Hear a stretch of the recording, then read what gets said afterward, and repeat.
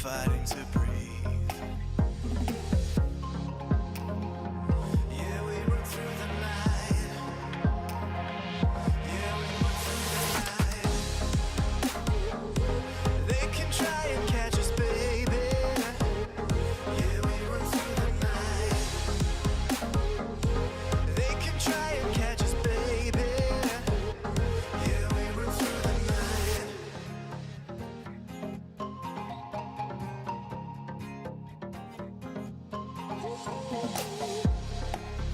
We almost lost who we are.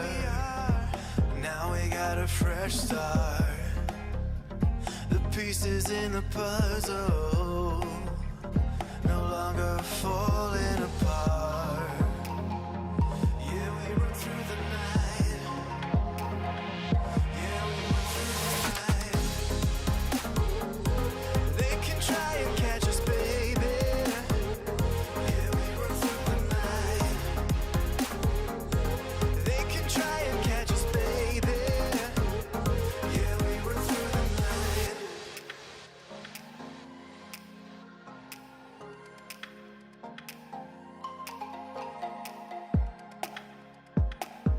They can try and catch us, baby.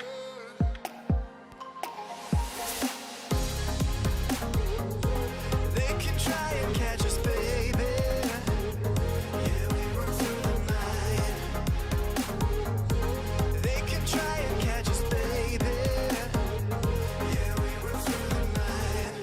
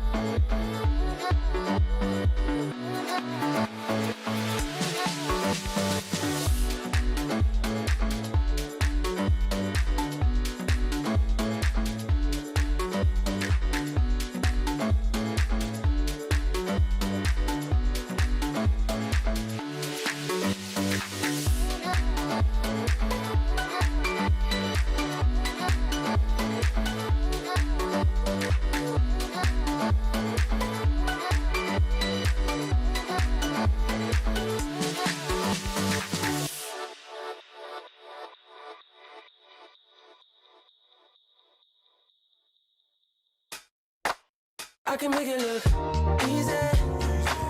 Feel like there's nothing wrong. It's so easy. If you wanna know, come find out. Make it look easy. Time and time again.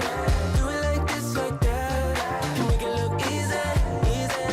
Tell me what you want. Better make it crystal clear. We can keep it up front. And I'll tell you what you wanna hear. Is it sunshine or rain? Is it good times or pain? I can help you to learn how everything will work out. Always for the better. Don't get stressed out. No, never. Gotta be a hard worker, a little clever. I go all out with every endeavor. Take your time out, you be doing fine now. Let's go. Watch me ride out. I can make it look easy. Feel like there's nothing wrong. It's so easy. If you wanna know, come find out. Make it look easy.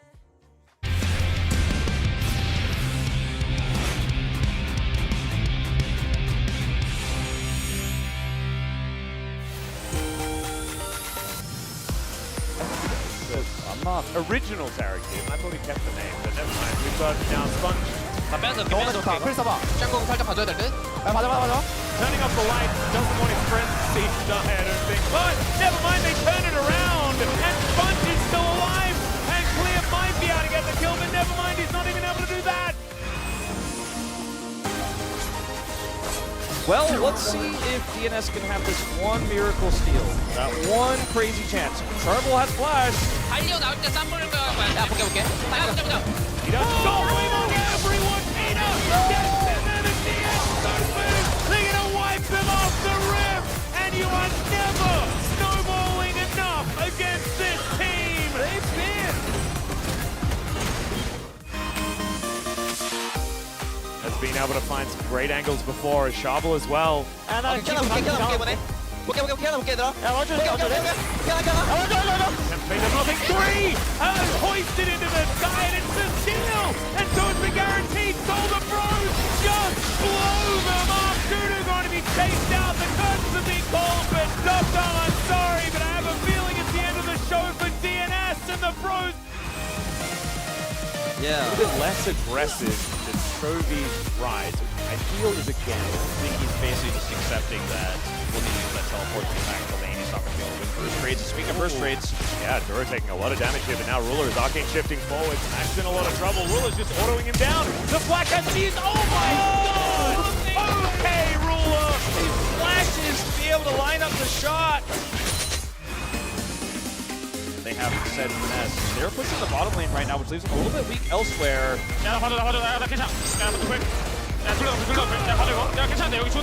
His gorgeous tempered face comes in though. And now Dura trying to line up that cosmic binding. Death Ray's fantastic. Lucid gets in there, finds the double. The flash to get away, and takes down Ruler. DK are now in the lead.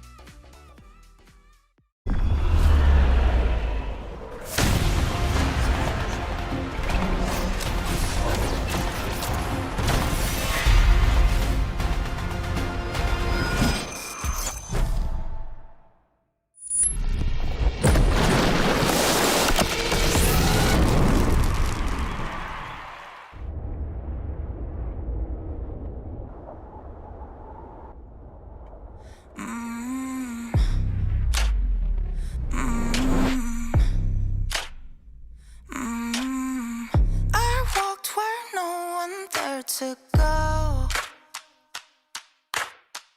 No map, no light, just scars to show. Each fall curves something deep. The center of the world, lead the way. Everyone was mine to make. Every sky is a line I've drawn. Every wall is a sign I've worn. I don't just win, I carve my name into the stone against a flame.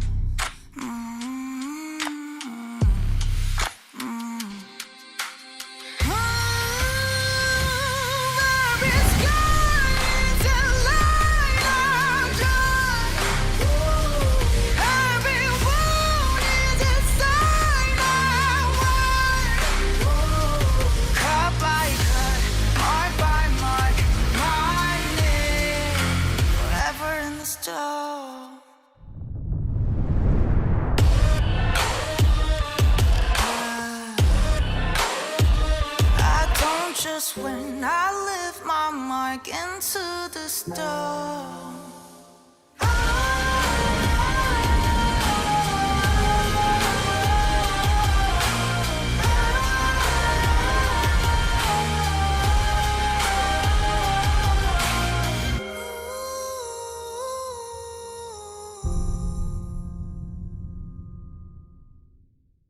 정말 치열한 상황에서 트림권에서 벗어나냐 들어가냐가 진짜 중요한데 끝난 거 아니다라고 얘기해요. 이 녀석들 뭐지? 진심이다. 친구들 진심이다. 플레이인 진출입니다. 2라운드 직행합니다. 리그 정상에는 또 젠지가 서 있네요. 그 단단한 내구력, 쓰러지지 않는 정신력. 손해본 이것도 콤보 하도 보여. 나이스. 아 이거야. 젠지가 진짜 너무 무섭네요. 하나 대전 돌격! 역시 T1은 T1이구나. 도서관 메이커의 비용을 오늘도 살리네요. 게이지에 올라갑니다. 공부의 혁명. 매콤한 농심 레드포스. 여우들이 돌아왔나요?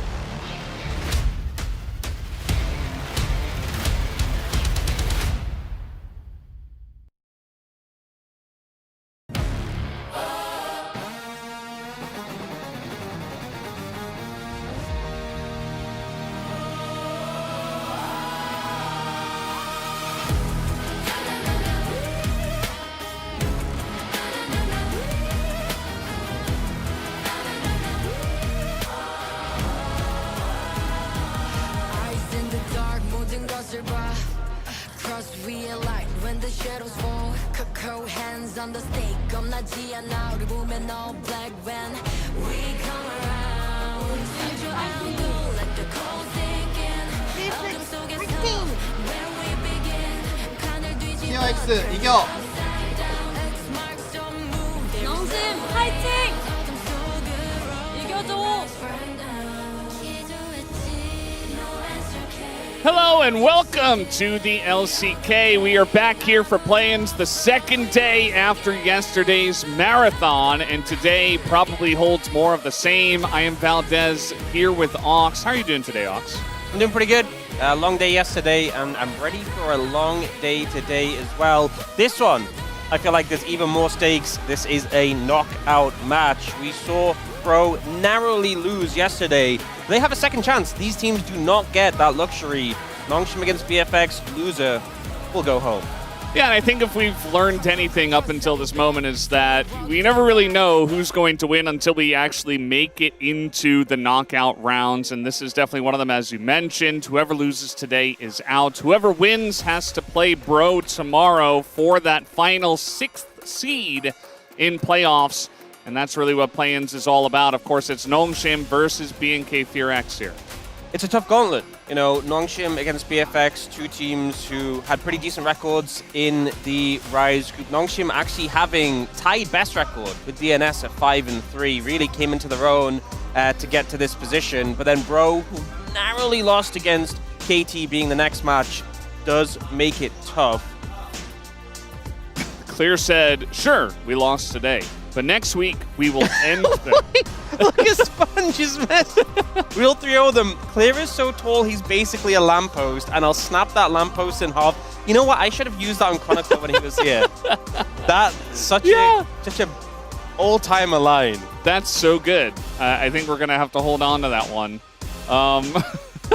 And by the way, obviously, these are the two teams that had the Diablo and Taeyun trade, and we have that very nicely marked there at the end of round 1 here in 2026. And it has been very Nongshim favored after the trade. Yeah, there was that 2-0 after the trade, immediately after, from BNK Fear-X, where we saw Taeyun with the whole throwing the old jersey. That was really cool. But since then, it's been close. It's been 2-1s, but it has gone over towards Nongshim.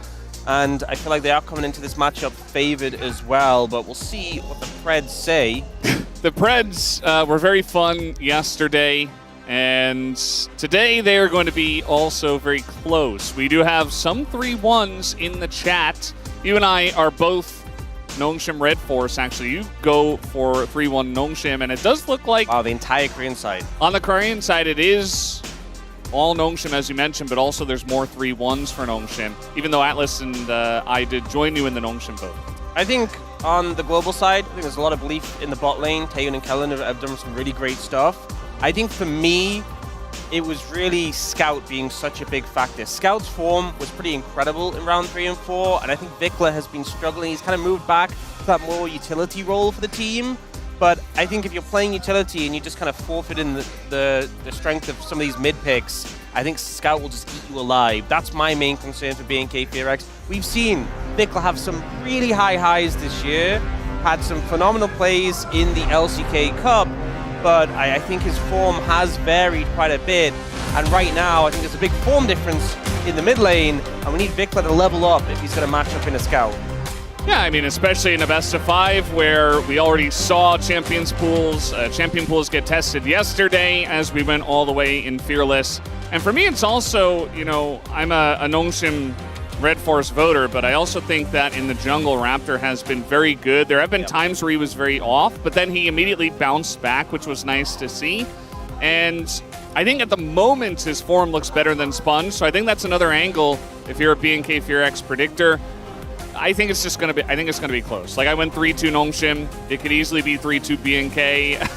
I think it could not be that. It really comes down to the form of the day. A lot of these players in this match have had incredible levels of form, but it's a matter of, are they going to step up to that today? I think this is more true for Nongshim. I think if you actually look at these players' names and you forget about what's happened this year and you just think about the peaks of their career, there's been some insane performances from these players.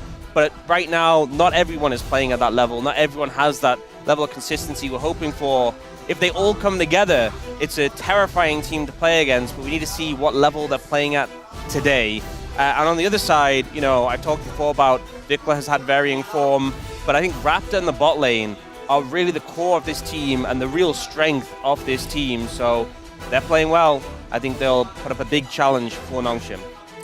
Yeah, it's pretty interesting, too, because, you know, Kellen is very much Enchanter-focused, maybe even more than a lot of our other supports. So Raptor's not even getting a huge amount of support from his support when, you know, we're in a meta where it does matter quite a lot if your support and jungle are working very well together, as that is a lot of tickets. I see a 2025 Kespa Cup there. I see LCK Demon Week. Wow, that person was at Lolpok more than you, Brendan. You've been absent. I've been gone. Yeah. Maybe we should pick them up over Maybe you. they should be up here. Yeah, that's what I'm saying. They're more in the zone here with League than I am. Yeah, that's really cool, though. I do like when the fans are here all the time and they have the proof to back it up, you know. All of those tickets, those physical tickets, very cool to see. The top lane's kind of an interesting one. We didn't really touch on it too much. I do feel like Kingen, you know, if he hits his high highs, he'll be great. Same for Clear, but I feel like they're kind of in the middle of their forms together, and I think it might just be a little bit of a trade-off between the two. Yeah. I don't see a big, you know, I'm not siding either way, really. I remember last year's LCK Cup, Kingen was actually in pretty insane form. Nongshim was looking pretty great as well. And there's been varying levels from him since then, but I feel like recently he's had some pretty underwhelming games, so hopefully can level up here, because I feel like Clear has sort of had a more consistent level recently. I think he's not been, you know, at the peaks we've seen him before, but I think he's less liable to cause issues for the team. So Kingen just needs a solid performance, I think, especially when you have such a strong mid-80 carry core when it comes to team fights. I remember when Diablo was first joining us in the LCK, and there were many times where he didn't really have a way to see through all that hair, but I'm glad he's figured it out now. Yeah, with the caught it with the headbands as well, just to deal with all of those bangs. And our supports, Lehens versus Kellen. Kellen's definitely, you know, he made Diablo look very good. He makes Taeyeon look very good. That's kind of the support that he is. I think Lehens is definitely more of a wild card, and obviously has had some really high highs in his career. So curious to see what he'll show tonight. Yeah, I think when we had the meta that was sort of playing around the map, you know, these more roaming support, Shen support, which has been a Lehens special, I thought that was really where Lehens could come into his own. We've definitely seen Kellen more of an Enchanter player, more of someone who bolsters the AD carry. And with this swap, Diablo was looking better before, and then Taeyeon was looking better after. Felt like Kellen made a big difference to their form. But I think the meta has obviously shifted again. We're seeing a variation of what's played in the support role, but a lot more Enchanters once more. And I think that does help Kellen out compared to if we had this match, a month or so ago. So we're getting into the draft. We did see some fun stuff yesterday in 5 games. But to start us off, it will be pretty standard bans.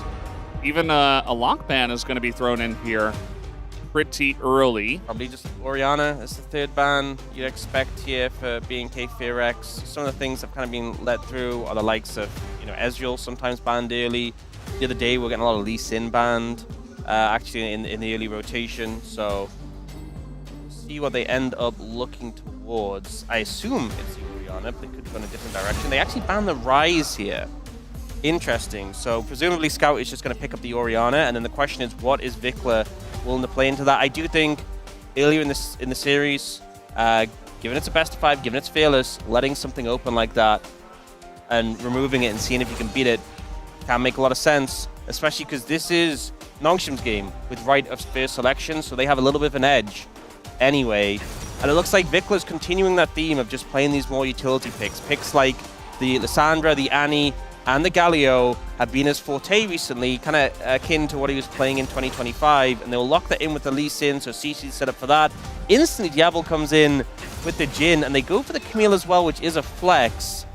Interesting to have such early prior on Jhin. We just barely saw any Jhin yesterday. It kind of felt like teams had moved away from it.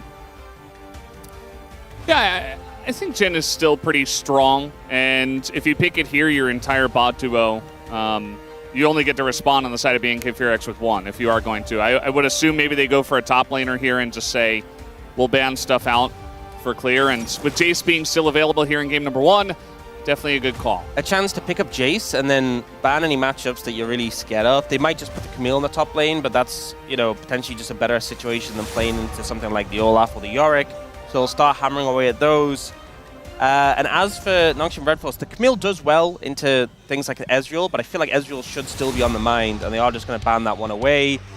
Also, I think like a Xayah Rakan could potentially be pretty good with this BNK composition, although it's kind of early. We don't normally see Xayah Rakan this early in a series, but maybe if you're concerned about being engaged on, it could be something you think of. But there's still things like Caitlyn available, Corki available,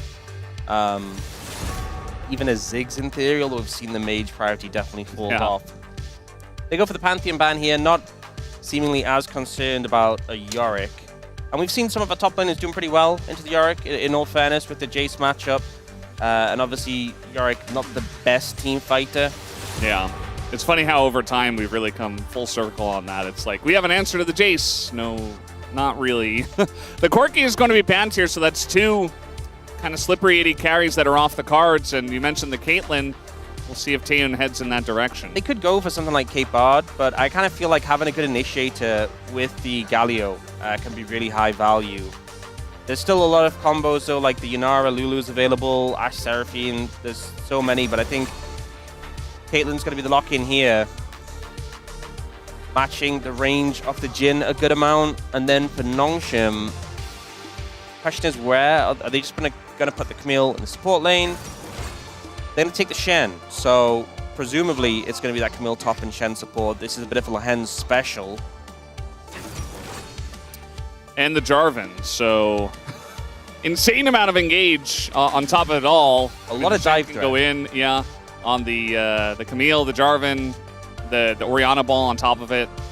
A lot of ball carriers. Yeah, and I think it is just going to be that Bard coming through for BNK FearX. Very good into the Jarvan, very good into that engage. It's hard to play because there's a lot of threat into the Camille specifically. She can just kind of pick you off, but since it's a Camille, we're assuming top lane, you're not going to have to deal with it that much. And it's a strong lane in general. This kind of feels like how BNK FearX is wanting to play. You have the utility set up from Vikla for Raptor. You have stronger solo lanes, stronger top lane, stronger bot lane, stronger side lanes to play through, and it's going to be about getting pressure mid and spreading it out. Nongshim Red Force is just very clear that when it gets to team fights, they're all going to be diving in, And also we're looking at what Lehens can do on the Shen, a pick that even before it was meta, he was putting a lot of priority on. You have a Camille who can dive in with a Shen on top. That could just be a death sentence for most champions this game. Yeah, and I think with this kind of draft in a game one of a fearless best of 5 for a squad like Nongshim, who have been around basically forever, a lot of these guys, you take away so many strong picks right from the get-go, like Orianna, Camille, Shen, J4. It's just a lot of power into one composition all piled in, and it works well together on top of it as well. So I do like the idea here for Nongshim starting off in this game number 1. We'll just see what the execution looks like with all of this dive, and if Taeyun can get away from it all, as it looks like we are ready. Let's hop on the rift for game number 1.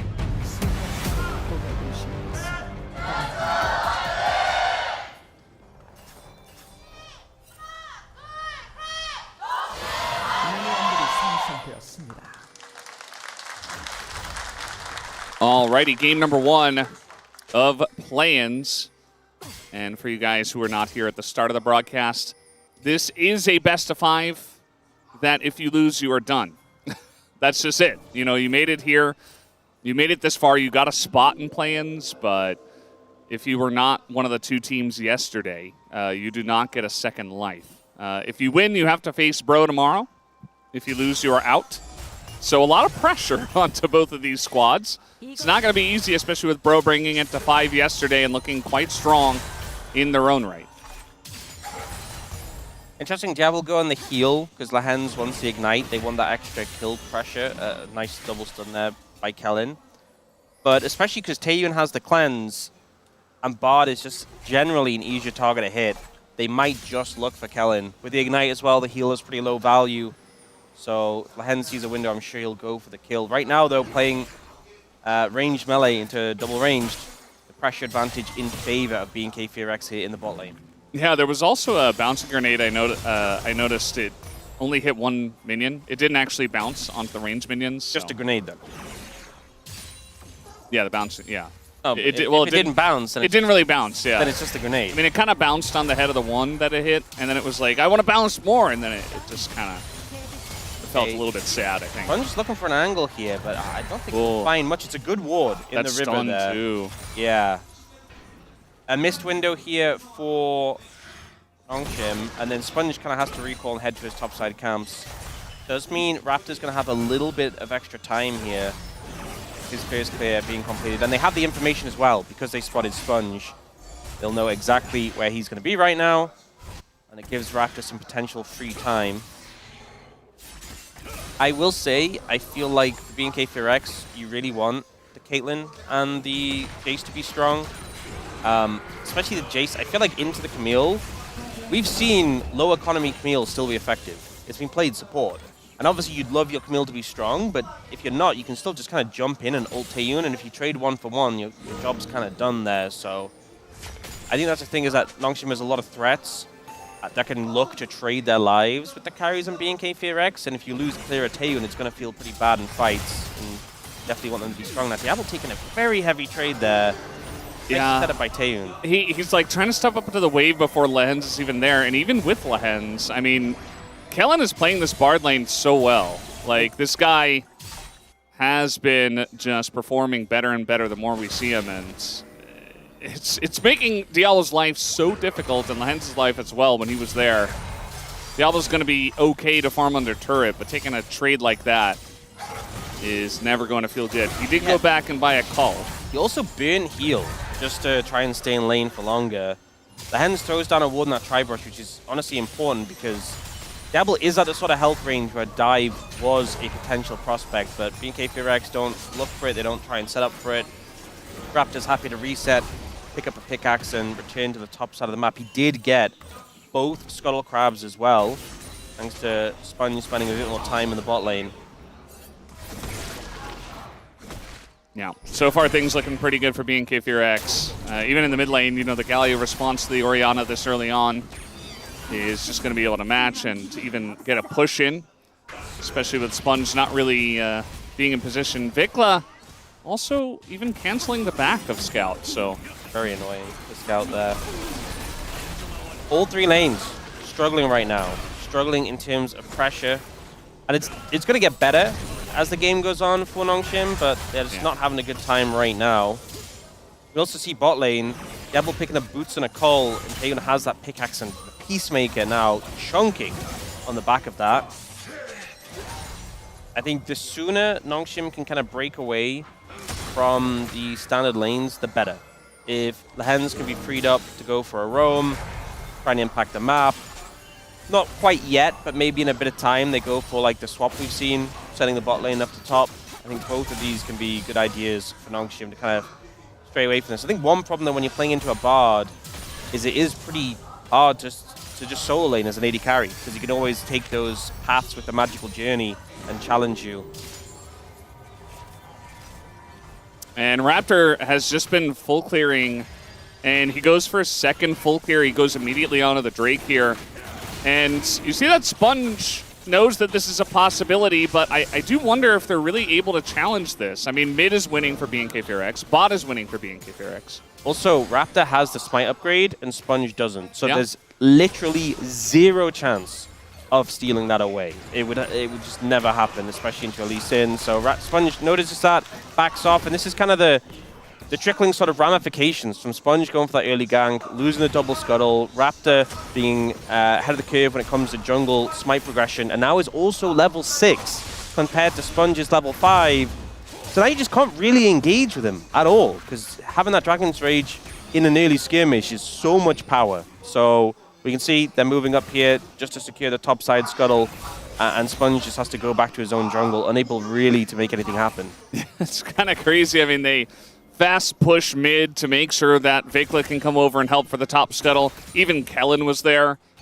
Like, they're winning everywhere, and yet they're also checking all the boxes very well. Just in case, you know. We haven't really had much straight-up action, not a lot of skirmishing in this game, but it has been BNK FairX chipping away at the woodwork here of Nongshim Red Force early. And, I mean, eventually they should be okay, but this is rough. The thing is, as long as Vikla keeps maintaining this pressure he has in the mid lane, and there's always the prospect of the Galio moving, I think the options for Nongshim just kind of close down quite a bit. This is why I was kind of talking about that swap. That might be something that you can look for, but generally you go for that swap when you have Prio in the bot lane, and that's not really been something they've been able to find recently. Look at how respectful they're playing in the bot lane too, Tan and Kellen here. They know Lehens is in the bush, and they know he's got Flash. Even with Cleanse, Flash available, a Bard there, and tons of vision, they're still just playing way back on the wave and just letting it push into them. It was in a little bit of an even state, but they also pushes it in. Have great vision control around the bot lane. There is a route that Sponge could, in theory, take that would bypass these walls, but it'd be very long. And we actually see... he's no ward. Okay, I thought Vikla was going to place a ward that would actually cover that, but he doesn't. He just moves down towards the boss side. But either way, not many options to gank this bot lane and sort of offer some relief for Diablo and the Hens. A rough position to be in. Yeah. First they were playing respectful. Now they've got the wave in an awesome spot. Diablo has to back away. He's not miles behind. In fact, he's actually ahead in terms of gold. So that call paying off so far. Do see the TP in from Clear, and it is going to be Sponge that only gets the one grub for now. He's sticking around. Lehens is here, so maybe trying to make a play for it here is Nongshim. I think because you picked up that first one, your smite's coming up soon. Oh, they're going for the fight potentially. I mean, maybe they are going for the kill even, as there is the Galio over the top, just trying to peel for this one. Sponge already pretty low, as Raptor had to get out of there. They do get the grub, but this skirmish is extending. Kingen thinking about going back in. Nice flash away from Clear, but the knockout was there from Sponge. A very close one as Vikla goes in for the play, and he is just going to go a little bit too far, trying to shore it up for the team. As you see Nongshim going to win in the 2-for-1, and here comes Kingen looking for the double on top lane Camille. Kingen getting so much value on this pick, and all the early game woes kind of just disappear on the back of a huge engage from Nongshim. 2-0-1 now for this Camille. And we see the fight starting off. They focus so much down onto Raptor, are unable to finish him off. He has to essentially leave the fight on the back of this. And then even though they burn all those engage tools, you might think, oh, a lot burn, not even to kill the Lee Sin, but they just still have more available. There's still the Cataclysm. even left here. And as a result, when Clear and Kellen think they're safe to step up aggressively, there's just more CC to come in, more threat to come in.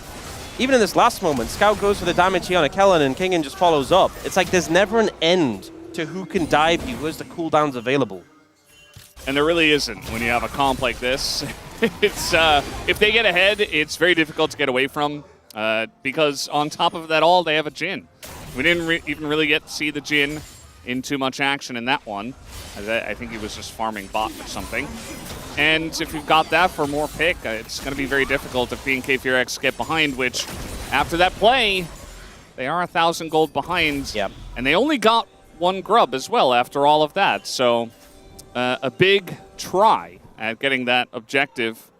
And, you know, in BNK FearX's case, you know, they got the Drake. They were trying to snowball a bit more with their early lead, but it does not pay off. Yeah, we also... I saw on the minimap while that play was happening, Diablo had actually pushed in Taeyun and was playing aggressively into him. Actually managed to pick up a plate as well as a result. So he's, despite being a little bit down in farm, up in gold in that 1v1 matchup. So everything kind of turning in favor of Nongshim there. And it feels bad, especially because Raptor... Oh.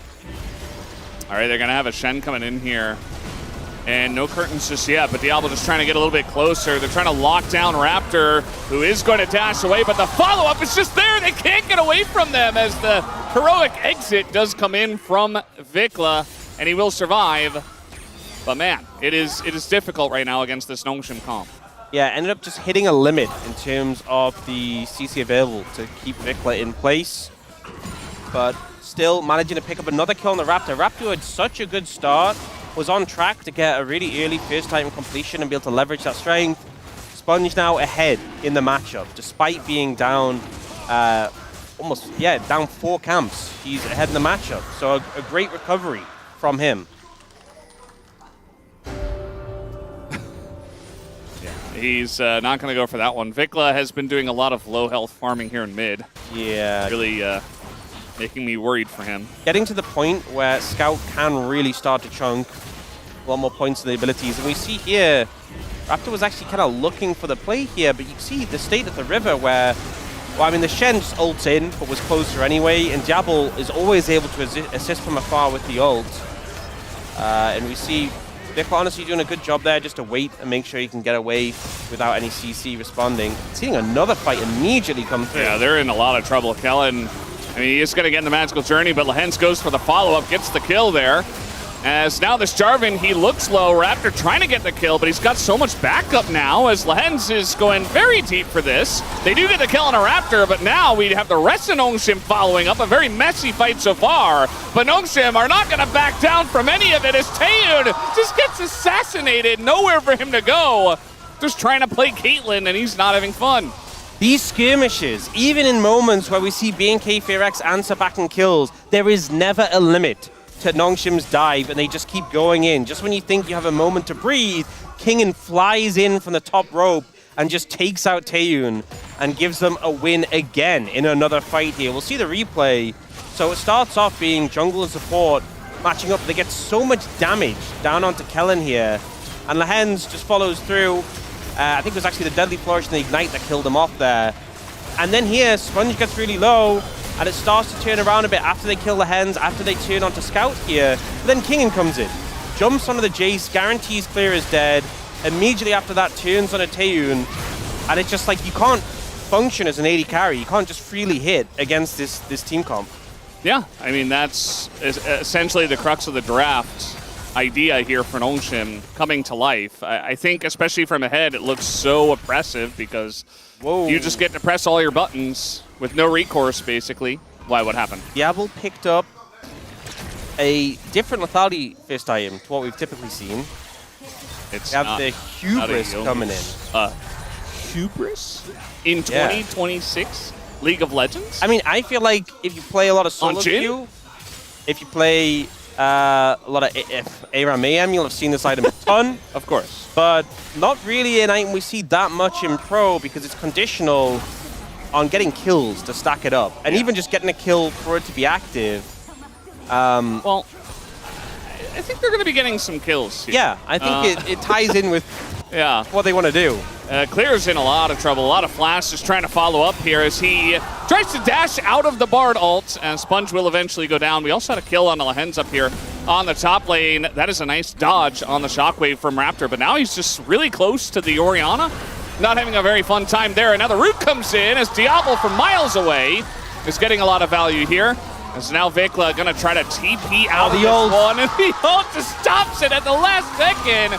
Double kill here for Scout.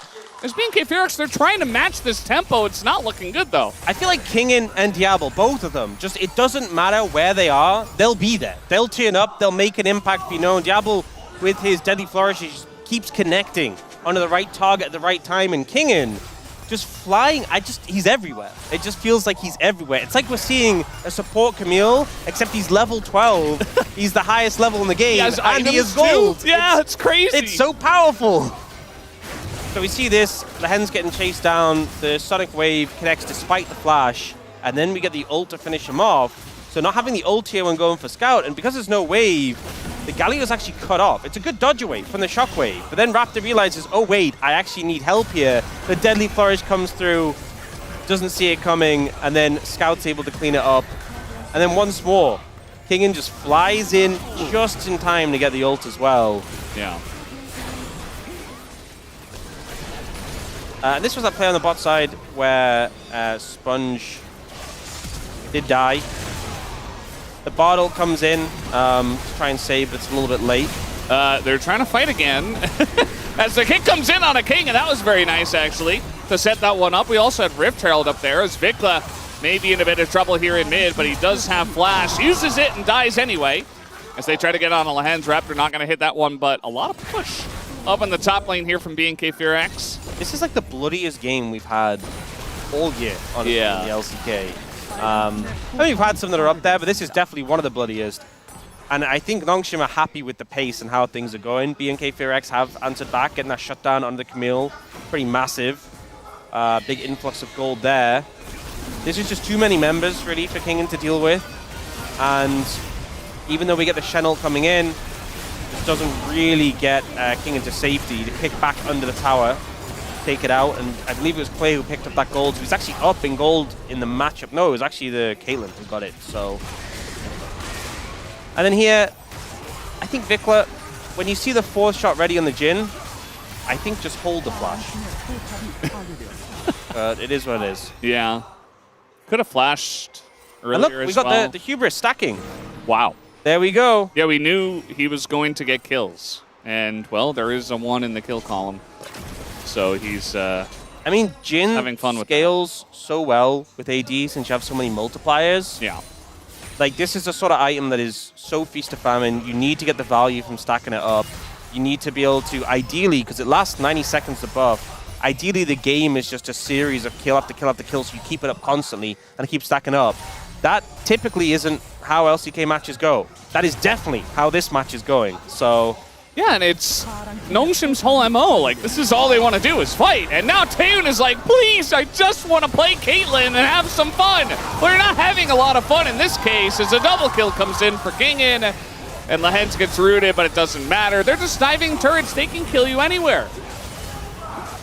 So hard to play safe. This is the epitome of just like, I'm trying to play safe in a tower. There's no safety under these towers. 5,700 gold lead, and think how the early game started, where BNK Fearx had pressure in all 3 lanes, had Raptor ahead in the jungle. It is completely flipped on its head. He's not even on the tier 1, he's on the tier 2. Like, sure, maybe he could have stood a bit further back, but I feel like that's just kind of unfair to Taeyoon. There's not a good spot to be in. It's really, I mean, there's nothing really you can say to Taeyoon. Unless you want to tell him, like, to stop playing the game and, like, just go sit in the base or something. Like, yeah, there's really nothing he can do in terms of counterplay. It is the epitome of, you know, just play safe, ADC. But, yeah, he can't. As now they're looking for Vikla here. And he doesn't have anyone to hop to yet. He really wants to just ult to teleport out, but I think it's done. Yeah, I mean, they're just diving the turret once again. You see that Taeyoon isn't even moving over. He's just going to die too quickly. no chance at a heroic exit, as now Kingen down here in the 1v3 is like, I will kill you. They're not strong enough to dive Kingen. They can't really counteract this play in the top lane. Just struggling to find options of what to do. Dabble's Hubris now 24 AD. It's stacked up to. Very quick progression on that. Definitely getting the value. And we're at the point now where, so 2 items completed on Sponge, on Kingen. When these two get GAs, that is the point where they've already been playing like they have GAs. At that point, it's just, I struggle to see anyway B&K FearX has of contesting them. 7,000 gold lead as we come up to 20 minutes now. Yeah, it's really cool to see Nongshim come in to this draft and say, okay, we're just going to go ahead and get them. We're going to go kill them. And now we have the Bardal coming down, but again, we've seen that this just delays your inevitable demise. You will die one way or another, says Nongshim, and they will dive anyone. Flanked here by Raptor. Uh-huh. Thinking again about it. He's trying. Yeah, they are hunting for it, but so is Kingen. Yeah, Kingen doesn't have his ult anymore, so a nice little net there from Taeyoon gets him to safety. But again, you know, he can't stand under that turret. There's no Baron on the map yet, but Nongshim are still taking all the turrets down. So Probably 5 turrets down at this point. We have Dragon in a minute. And with the Cloud Soul as well, I feel like you're already struggling to find safety. It's going to be even harder. They try and stall it out. You know, Galio, not the easiest target to cut through. And the Bardal slows them down, but they're just so strong right now, it doesn't even really look like a challenge. Yeah, they can really just dive anyone they want. And even the relatively tanky Vikla, I mean, he's not that tanky, but you know, he's trying. He's attempting to be tanky. Tankier than Taeyoon. Yeah. Taeyoon just was able to scrap together his IE. Oh, 27 stacks now for Diablo here. I wonder how much total AD he has. Probably a lot. We might actually be able to see that. But no promises. And yeah, I mean, Taeyoon just got his IE, and Diablo's about to get his. So yeah, I mean, so if Diablo has a lot of stacks on the Hubris, he gets IE 3rd and then his pen item 4th, rather than going like, you know, the build we've seen where you fit in the Storm Razor. Yeah. He will just have insane crits. Like, his crits will just feel like a Caitlyn headshot every single auto. Better Caitlyn. Wow. In this case. I think gold helps. Yeah. And having a lot of kills to stack up that Hubris. Yeah. You see the biggest gold lead is actually Scout over Vikla. It's definitely the player matchup you highlighted. I'm not sure if Vikla could have done much better, as we do see the Shockwave coming in. Raptor also struggling to get away from Nongshim's comp, but at least avoids that Shockwave. And now, I mean, Nongshim, they can kind of just... I don't think they can rush into a Baron. I feel like that's, you know, we've seen a lot of unfortunate Barons, even yesterday. It is, it is Terry, the territorial Baron. Huh. So that's okay. Yeah. It's not Huni. Huni's kind of the fiery Huni's one. the scary one, yeah. Yeah. Also, I've been, you know, the all-seeing Baron, I was calling him Al, but people thought I was saying Owl. So I think we should call it, like, because Al is short for... Albert. Albert. I think Albert's a good name. Yeah. So we have Albert, I think Terry, Albert's and a good Huni. one. I think Albert's good, yeah. Okay, that's locked in. We've locked that in. Confirmed. And threw away the key. Yeah. It's gone. No changing it now. No takebacks. Albert, Terry, and Huni. The 3 Barons. Mm-hmm. Not the 3 Stooges. Yeah, it's very different. Yeah. So they are at Terry right now.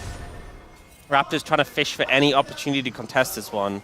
You know what the funny thing is about Camille top as well is that we've seen so much Camille support, and the support players are like, man, I have to learn how to play this champ. Kingan's like, bro, I'm a top laner. I can play. You want me to play Camille? I'll play the champ. It's really easy for me. You don't have to make Lehens play it. Yeah, it's like Kingan's like, want to see me play 100 games of Camille? Want to see me do it again? and again, and again. So okay, they are actually... it's just gone. Oh, Tempered Fate won't do much of anything. Oh no, wait. They went kind of close to Nongshim. Why did they do that? well, they had to play the game as they're going for Taeyoon. He tries so desperately to play this game of League of Legends. Kingin getting very low. He will be taken out as the Stand United doesn't do a whole lot to help him. As now Sponge is 1v3 in the back line. They just have that much money at this point as Diablo has not been challenged at all. As he finally gets rid of everybody in the front line, picks up a triple kill, and Sponge even gets away with his life. That might just be the end of the game. Yeah, they're so far ahead. 533 AD on 3 items right now. Didn't go for the IE, went for the Storm Raiders, but is just doing so much damage already. Imagine if you had the IE though. I guess if you have Hubris, maybe it's okay. If you have 1,000,000 stacks, I think it helps. Yeah, so they just engage so deep. And look at Taeyoon, positioned at the back of his team. So many people around to protect him, doesn't matter. Lehens flies in with a mega taunt. Sponge gets a massive knockup. It gets a bit messy because they are going very deep. But Sponge is just too difficult to deal with. Once the DPS threats are being killed, players trying, it's not helping. And Diablo just gets to push forward and help finish these targets off. The heal actually saves him there. Just unrelenting aggression we're seeing from this team. It's kind of crazy. I mean, shows a lot of confidence, but obviously this comp at this point. Oh, Raptor, was going for a flank and has been spotted. He's 2 full levels down on Sponge, by the way. And he has been found. They have found him. The kick does come in, and he's dead. That's going to be 24 stacks now on Scout's Magi's. Yeah. A lot of stacking going on for Nongshim right now. And now they'll just put some pressure on this last tower available outside of the base of BNK FearX. Soul available in a minute too. It's 11,400 gold lead. At least just a best of 5. You know, you have a lot of games to adjust. But right now, with how this game has played out, it just did not look close. Yeah. I mean, the first 7 or 8 minutes or so, BNK FearX actually had a nice little early lead. And that was the most lead they had in this game. It was a good start. Yeah. And then it stopped being a good start. It's crazy how, especially in the LCK, you lose one fight and the game can feel over. It's like these teams are so good at just locking it down. And again, we've mentioned the comp so many times, but I do think that, you know, when you have so many dive threats, it is very hard for BNK FearX to play from behind. But also, you know, counterpoint, Nongshim could have just gone too far and thrown it a little bit, but they played it really well from ahead. As Sponge here, again. Where'd he go? Where'd he go? Where did he go? Bro, Taeyoon, just play safe, guys. Come on. Oh my god, he just vanished. Sponge really said, what is he, a magic trick? And he just made Taeyoon disappear. Yeah, I think Scout also helped out, but oh, for sure. he was the assistant in the magic trick. He was on stage, and it was, you know, it got a lot of applause. 15,000 gold lead. Nongshim are just going to end the game now and put them out of their misery. And again, they spent a lot of draft bucks on this, but very worth. They do take game number 1 with flying colors, and they look very happy. So a big smile on Sponge's face as he let the turrets kill him in his GA. Not very close, and BNK FearX will have to bounce back in a big way, or this might be a quick one. Yep, we talked about the strategy of leaving the Orianna open, see if you can match it, obviously removing it from Fearless. It's the most banned pick, Orianna Casio, by BNK FearX in round 3 and 4. So at least they don't have to ban it now, but that's like a small silver lining for a game where they got completely dominated throughout that. And obviously you're going to be looking to bounce back in game 2, but this was just decisive by Nongshim.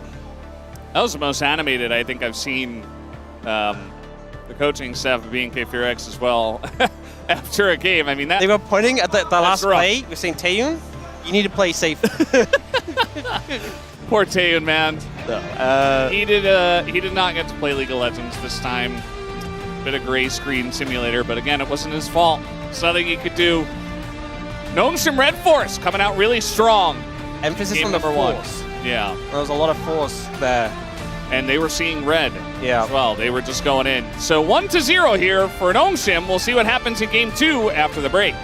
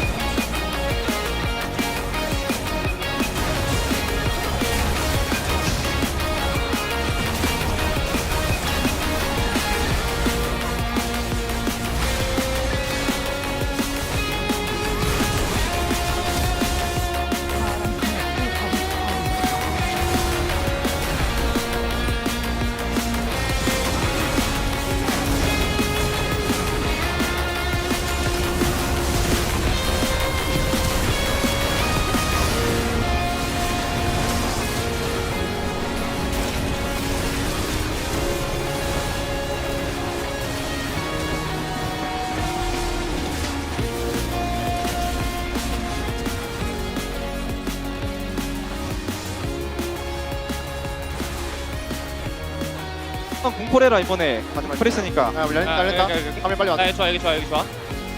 공절게. 자 리신 봐줘 리신. 캣도 넣었고. 자 이거 끝낼 생각하다 미드라인 살려봐. 제이스 미드 한 명 와줄래 얘들아? 라인 살려야 돼. 가는 중 로플. 끝내자. 나이스. 나이스. 나가다. 라인전이 살짝 보였다.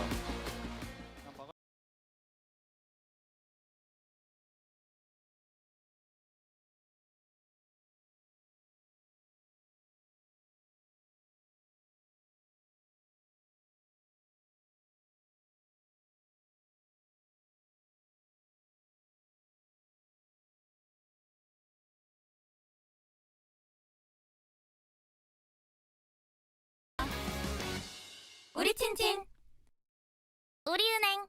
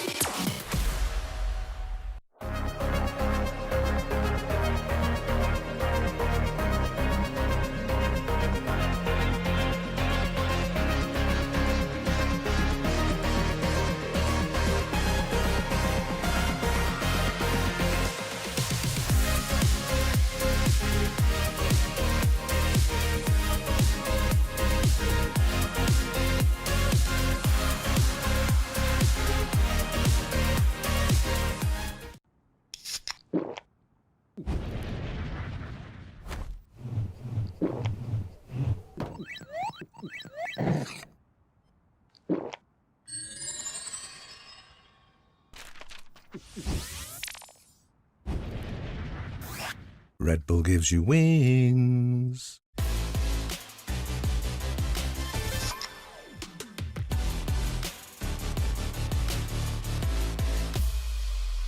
쓱싹 씻고 바르고 깎고 깎고 면도 쉽게 가자.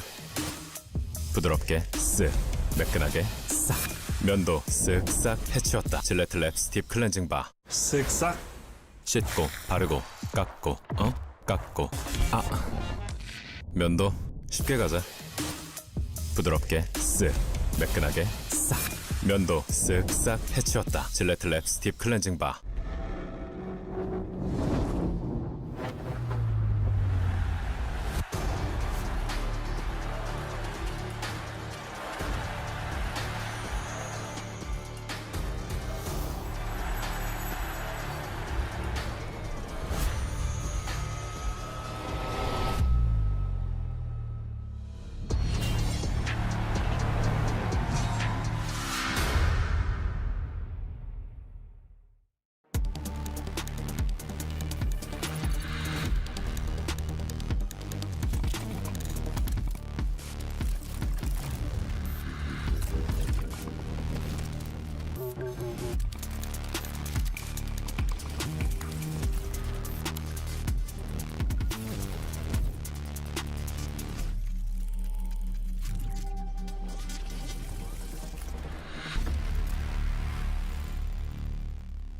When I was a player, if I was to like make a misplay. Maybe it's my mouse, maybe it's my armrest. Something feels wrong. If you were at home, you wouldn't do that. The Infinite Precision Armrest is part of the larger Secret Lab on Stage standard initiative, aimed to bring your home or training room settings to the tournament stage. 이제 저뿐만 아니라 다른 선수들도 세팅을 더 원활하게 할 것 같고 가장 편안할 때 더 강력한 플레이가 자연스럽게 나옵니다.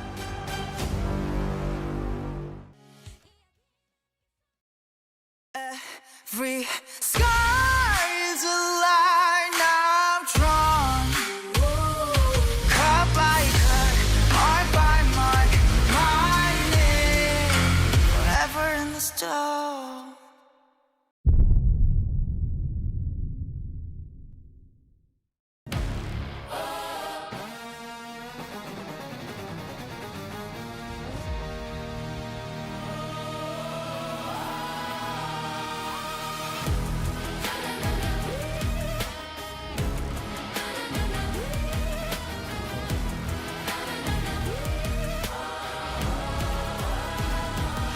First blood goes the way of red, and it wasn't even close. This is what a 14,000 gold lead looks like. Deleting Taeyun and reminding him, hey, we used to be teammates, not so much anymore. In the battle between the Noodle Boys and the Fearless Foxes for the final time, it goes away. Nongshim 1-0.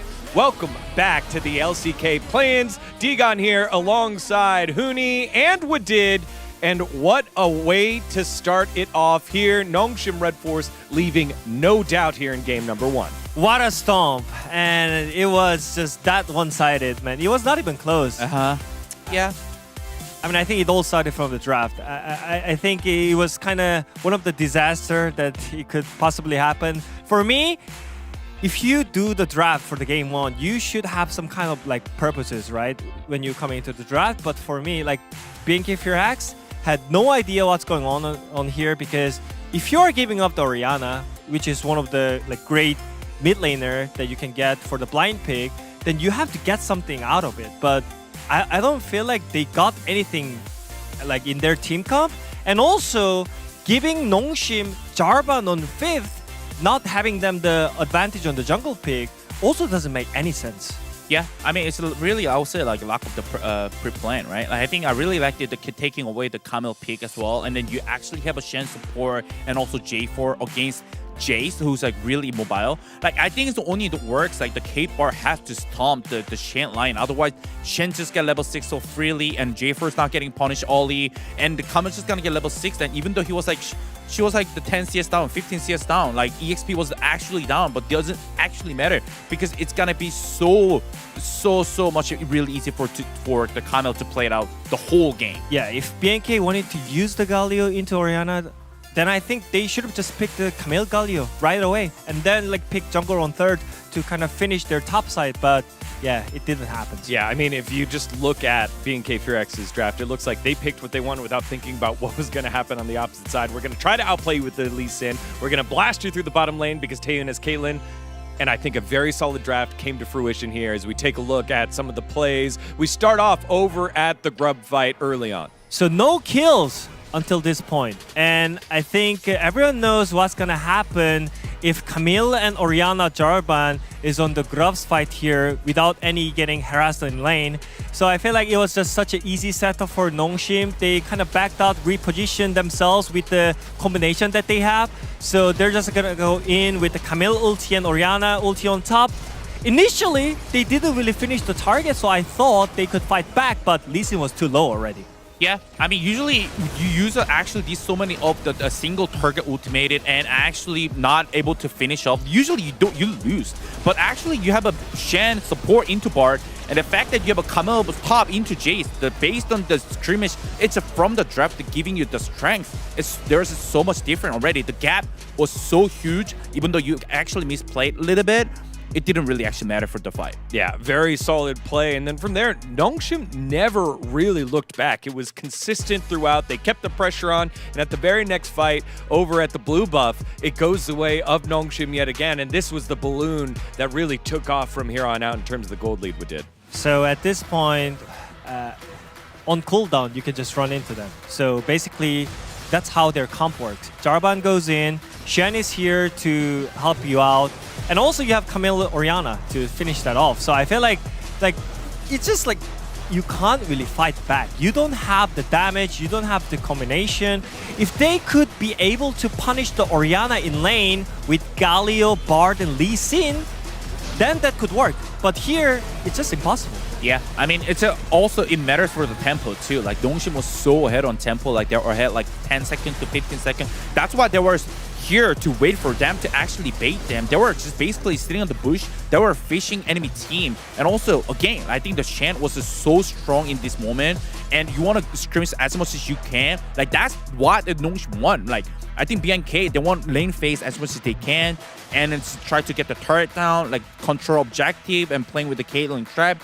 That didn't happen at all, so it was like really not favored. Yeah, speaking of the Caitlyn traps, there in that final highlight that we showed, finally Taeyun shows up at the fight, puts down a couple traps, Kingen just dances right around it, assassinates that full health Caitlyn, and that was really the last shot. From there, the gold lead was just massive, and Nongshim Red Force looked like the better team. Kingen looked revitalized here. Yeah, for sure. I think he did such a great job on the matchup, especially on the top side. I think as Camille, you have to kind of handle in the laning phase, otherwise you get punished too much and then you're not be able to do the skirmishes in the earlier phase. But I think he did such a great job on the top side, so that's why he was only 10 CS down number. And I think after that he had insane engages, insane team fights.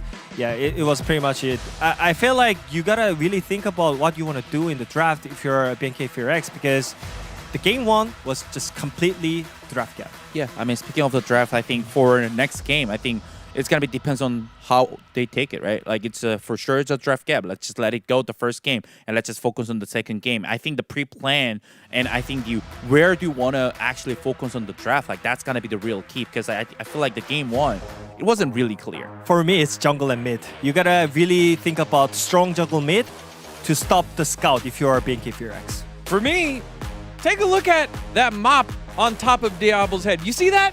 He no longer has the curtains with the bangs. He put it up, and now he sees what he's doing, and he's dominating BNK FearX. It's Nongshim 1-0 over BNK as we go to game number 2. Thank you very much, guys. I think you very much hit the nail on the head on what we were trying to say during that cast. I think Deegon hit the nail on the head. You know, there was some great insights all around, but I think specifically the hair diff from Deegon, I think that was the leading factor here. Where did his little like headband thing is gone now? He just has the part. Maybe it's just to like set up the part.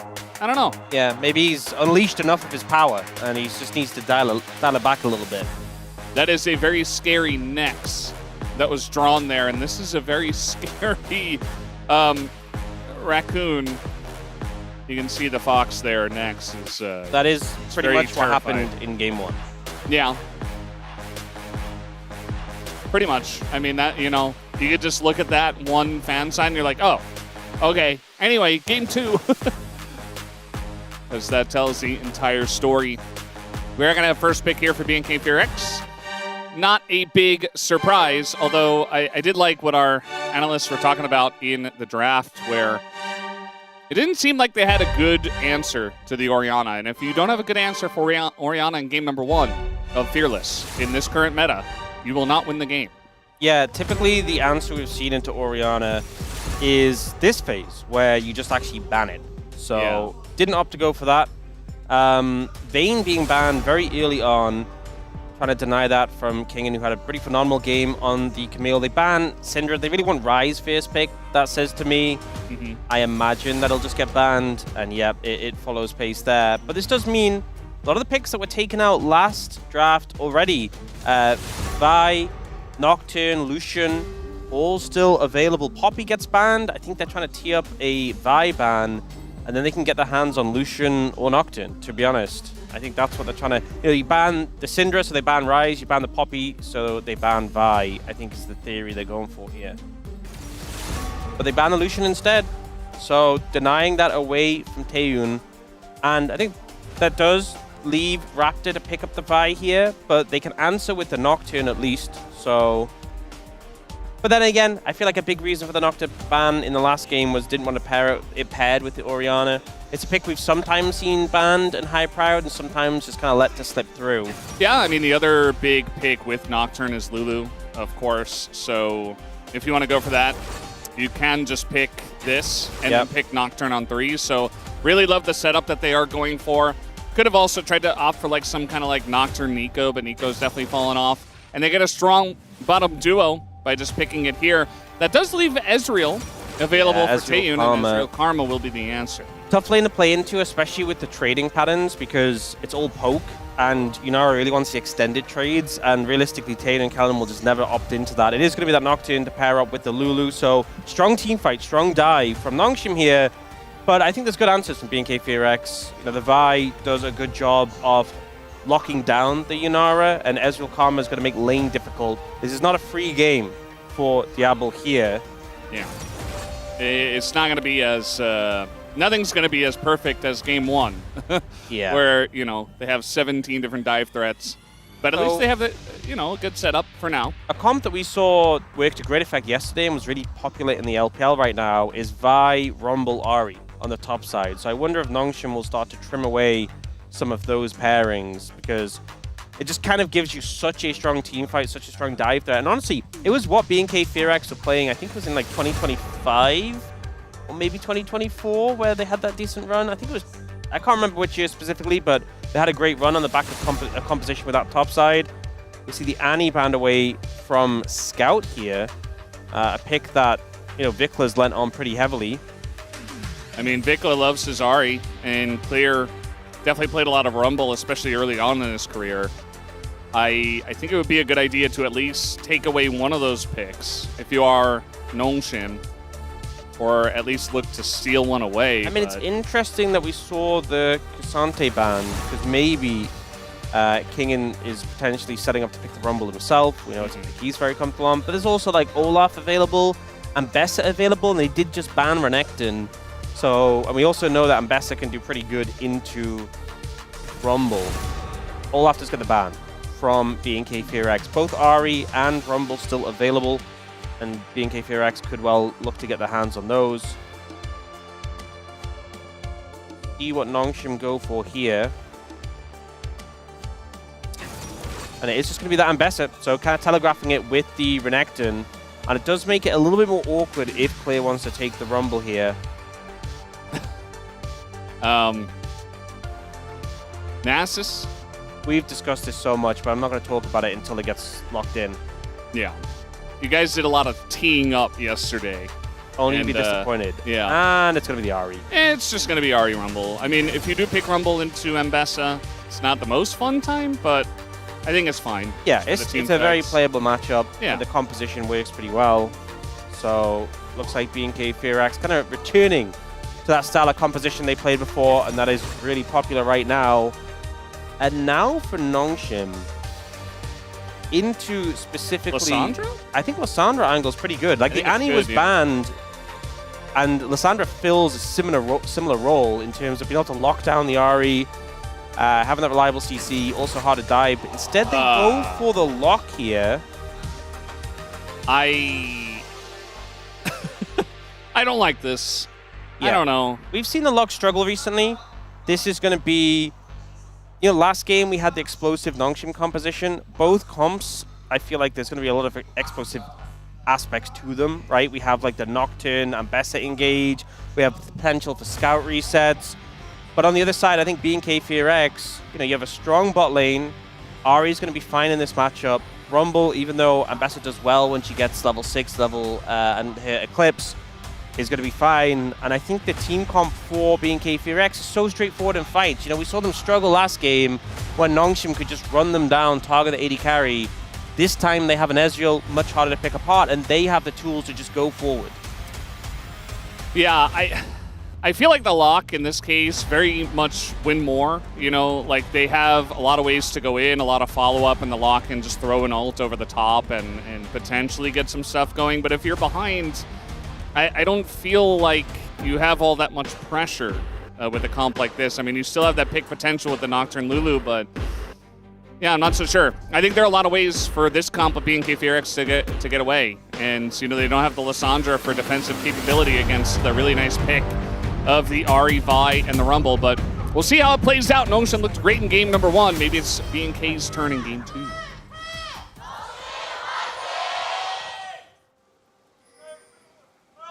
미니언들이 생성되었습니다.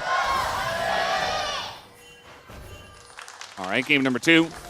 And again, if you lose this best of 5, you're out. Those are the stakes. And Sponge, I think he's going to be okay. He's got Scout nearby, but yeah, looks a little scary. Can't really do too much more than that, especially because he shot the Q the wrong way, and obviously gives movement speed when you're on it. So normally you shoot it and then run along it. So this is the point of pain, I feel like, really, for Nongshim. It's this bot lane matchup. Ezreal Karma, very powerful from level 1. Yeah.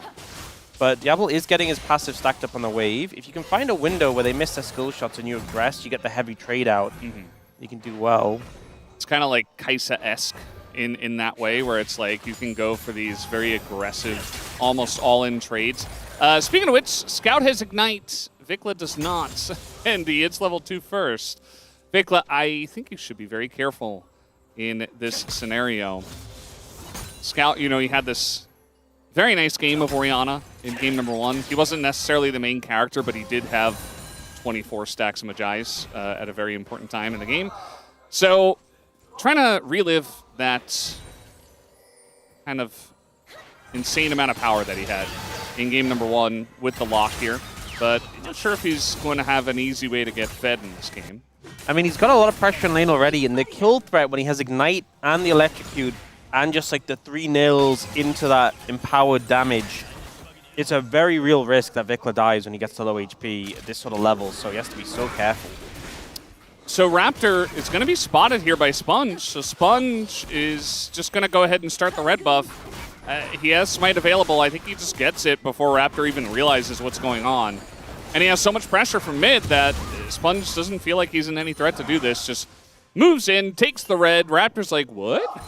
Yeah, I mean, Where'd it Kagan go? has the 80 prio, Scout has the 80 prio. Yeah. It's not something we've typically seen with the lock. We've tended to see it's more of a Weather the Storm sort of pick, but Scout finding some good early trades. It's only really bot lane that is suffering right now for Nongshim. Yeah. And I feel like they knew they were going to run straight into this, especially, I mean, it is Ezreal, and it's also Taeyun. I mean, he loves his Ezreal. So many of our AD carries here in the LCK love their Ezreal. So Kellen actually tried to pull the wave, so it pushed backwards, and Lehens used picks on him, which gives vision. So the minions followed him into the brush and kind of messed it up. So they had to stay and clear another wave. Whoa. Support mechanics? Yeah, it was actually pretty nice from Lehens to prevent that from happening. Yeah. And now Diablo's back in the lane with a Cole, able to pick up that wave pretty handily. Raptor's trying to challenge here. Yeah, he is going to flash. Nice try here from Sponge, but the follow is just there with the lock as the shield comes in, but he's still dead. His first blood. Raptor, I know it's your name, but it's just the Raptors. Yeah, this was too aggressive. I think the aspect he was factoring in was, it's a Nocturne. How much threat is a Nocturne pre-6? For the lock with Ignite is always going to be very relevant in these early skirmishes. And he's thinking, I've got mid-prior, I can go here. Scout just abandons it, lands the nails there, and then he ends up having to flash and dash away. Scout chases him, even with the shield, it's not enough. And although it looked like Scout was low, the gray health just gives him that extra buffer so he can survive. Yep. And he gets back for the full wave. I think he did accidentally burst the cannon down and miss it, but it's fine. Gets the XP. We do have a root here onto Lehens, as this lane still doesn't look fun. But Diablo, he knows what he's in for. I mean, he goes back, he picks up a call, and I'm sure he's going to be fine. I don't think they're going to fall too far behind here. I mean, he's doing okay so far. Yeah. And the Cole does give extra sustain as well, so obviously you're picking up because it's got that good value, a very efficient item, but the sustain really does help in a lane like this. And he has a refillable on top of that. Got a pretty comfortable spot. So Sponge, he was able to save most of his Raptors, and wow, that's a lot of damage though. Yeah. Diablo not having fun still. But Sponge's gonna hit level 6 kinda soon. We'll see if he gets it He's not quite going to get it from those two camps on the top side, but I do want to see where he goes first. Vic was roaming down here, and it's made Diablo and Lahens in such an uncomfortable position. He's committing the ult. They want to go for this play. I mean, the wave isn't there, though. Not yet. They are going to try to get in as Vikla not able to get the kill on Lahens, but he lands the charm, and that does set up Taeyun to get the kill. Very much on the edge there, but they do get the job done. Yeah, honestly, really nicely played by Vikla. Like, he commits the ult. He's like, I want to go for the play. The setup doesn't look ideal, but the fadeaway charm catches Lahens off guard, and he does get a kill there. I think it would have been pretty bad if he wasn't getting anything out of this roam and bit his ult. But we see when he goes in, so he Qs through Lahens, and then he ults to reposition the way back and just gets this like fadeaway charm. And Lahens had flash, didn't see it coming. He flashes the charm, he lives, but the commit is there from Taeyun as well to clean up. And we do see Scout picking up, I think he got a couple of plates there. So if he'd come back to lane with no ult and Scout had taken those plates, it would have been pretty dire. Yeah, and Sponge, he does hit level 6. He's actually going to move over and challenge the Drake here. Raptor actually started it up, and this is on Vision, but see that being KFRX are just going to give it away. This is an early Ocean Drake. Yeah, you cannot tango with Sponge. Not only has the advantage. Oh, we're just going in. King's looking for the kill. The Equalizer, I don't think even hit him, as I don't think he really has kill pressure, but he's putting on a bunch of damage on the clear at least. Going for a heavy trade, has a Hex Drinker now, which makes it very difficult to all in return. And Sponge now has the level 6, but didn't even have upgraded Smite when he was doing that Dragon, so just could not contest Sponge with ult, with the upgraded Smite at all. Yeah, that does kind of keep happening. This time on the other side. And, I mean, this is part of why Kingen did pick the blind Ambessa before they locked in Lock last. It's just, he kind of knew this Rumble was coming, and if it wasn't, I mean, they already banned the Renekton for safety, and then Olaf was banned by BNK4X as well. As they went pretty far down the lane here, the Fear is going to land onto Taeyun, who does not have flash. That is a kill from Sponge. He will not be able to kill Kellen, though. As a nice little setup here in the bot lane gets them a kill. Yeah, nicely played there by Nongshim, and Taeyun bidding his flash earlier to get the kill onto Lahens. Ends up costing him. Nice pick up there from Sponge. And we'll see the replay here. So Kellen ends up going aggressive here in this moment. And it's when the channel of the ult comes through, Lahens walks up, polymorphs him, and it means it's so easy to get that fear off, keep Taeyun in range of the tether. Really nicely played there by Lahens and Sponge to pick that exact timing. Ezreal not the easiest champion to gank. Yeah, it's a really good look, I would say, because ganking the Ahri is rough. I mean, top lane you can go for the Rumble, but he's kind of being pushed in, and Best a little bit conditional about, you know, the follow-up and the setup and stuff. So you just look for the Ezreal, of course. It is very much kind of against the grain of normal thinking, but as you mentioned, a lot of conditionals that make it possible. And Taeyun is still ahead, about 200 gold, but all Nongshim have to do is get this Yunara through lane, and I think they're going to be happy with the setup they have for these team fights. Their lock is already doing pretty well. Scout hasn't run away with a lead. That's a big thing for me, though, because we've seen so many scouts, so many locks just be kind of inactive in lane, not really ever get the value of the pick.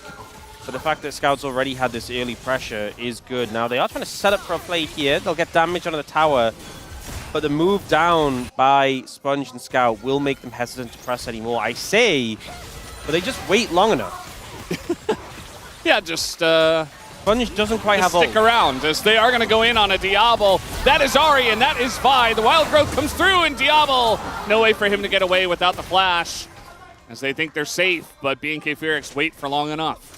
Sponge's ult was down in that passage of play, and I think they kind of shirked the initial effort from BNK Phoenix. Like, okay, we're safe, you're fine, moving back to lane, moving back to farming, and BNK Phoenix just fully committed and end up getting a good amount of favor. Taeyun, in particular, has been the main beneficiary of these plays from BNK Phoenix. Has a decent lead now in the bot lane.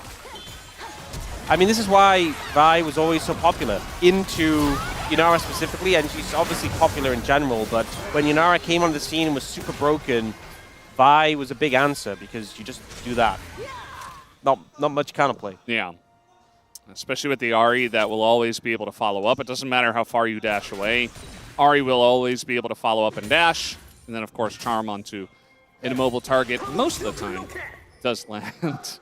And, yeah, Vicla's Ahri has always been very strong. So I'm sure he's having a fun time in this game. Top lane we've looked at a lot. But at the end of the day, it's just kind of farm fest up there. The Mbessa's first item is going to be delayed because of the Hex Drinker. But eventually she gets there. It's more exciting than the typical like tank vs tank matchup where nothing happens, but it's just more exciting, but nothing still has ended up happening in this matchup specifically. Very even, a lot of trading, then they just kind of reset and heal back up. Yeah. Now though, Nongshim are making the counterplay on the bot lane that we just saw before. They'll get Diablo access to the tower, he's going to pick up some plates. This is a window where Raptor and Vicla are resetting for that one-item spikes, and those are really strong one-item spikes. So it looks like Nongshim not going to press it anymore. And it will help close the difference between the 80 carries in terms of gold. Nongshim pretty patient with the play. Yeah, just opening up a little bit of time. We do have the second Drake on the map now, and this is one that PNK FearX can try to fight for if the setup is good. One item spikes you mentioned, ults are online, and really it's just about going for the correct target. We got TPs for both top laners available, but we do not see either team actually commit to the objective just yet. Yes. Scout, by the way, just got his upgraded boots, but doesn't own any boots. Yeah. They're not benefiting from that right now. I feel like a reset to pick that up would be pretty valuable. Vicla probably also Both junglers are down here in the bot lane. Yeah, trying to set something up here as Kellen might be in a bit of trouble. They do go in on the Ezreal. Sponge in a bit of trouble himself, has to flash. Both top laners TPing into this fight as Sponge is like, where do I go? I'm not sure. As the follow-up comes in and Sponge is in a bit of trouble against the wall. They do take him down as Clear is burning everyone under the turret. So much damage comes out from that Rumble as Raptor goes super deep, but it pays off as they do get a couple more picks, and that's a triple kill for Vic Lazari. The cleanup is there. Clear makes a massive impact in this fight. And the thing is, Vicla was able to TP there. Scout had to walk, he was very late. And BNK FearX showing why they prioritized this composition, even though it was very clear that Nongshim knew it was coming with the Ambessa pickup. They're like, it's just good. We're going to pick this comp, we're going to make it work. The initial engage is a little scrappy from both sides. But Clear comes in and just starts absolutely melting. Equalizer comes down, he's got his heat up, just starts torching the backline. And meanwhile, Vicla is just free to fly around the fight. Scout gets here now and immediately gets exhausted, and then just gets rooted by Kellen and dies. So, yeah, you know, we've had this issue with Locke, especially since the nerfs, where he's in a game, doesn't have the most impact, and kind of is just like a cannon minion.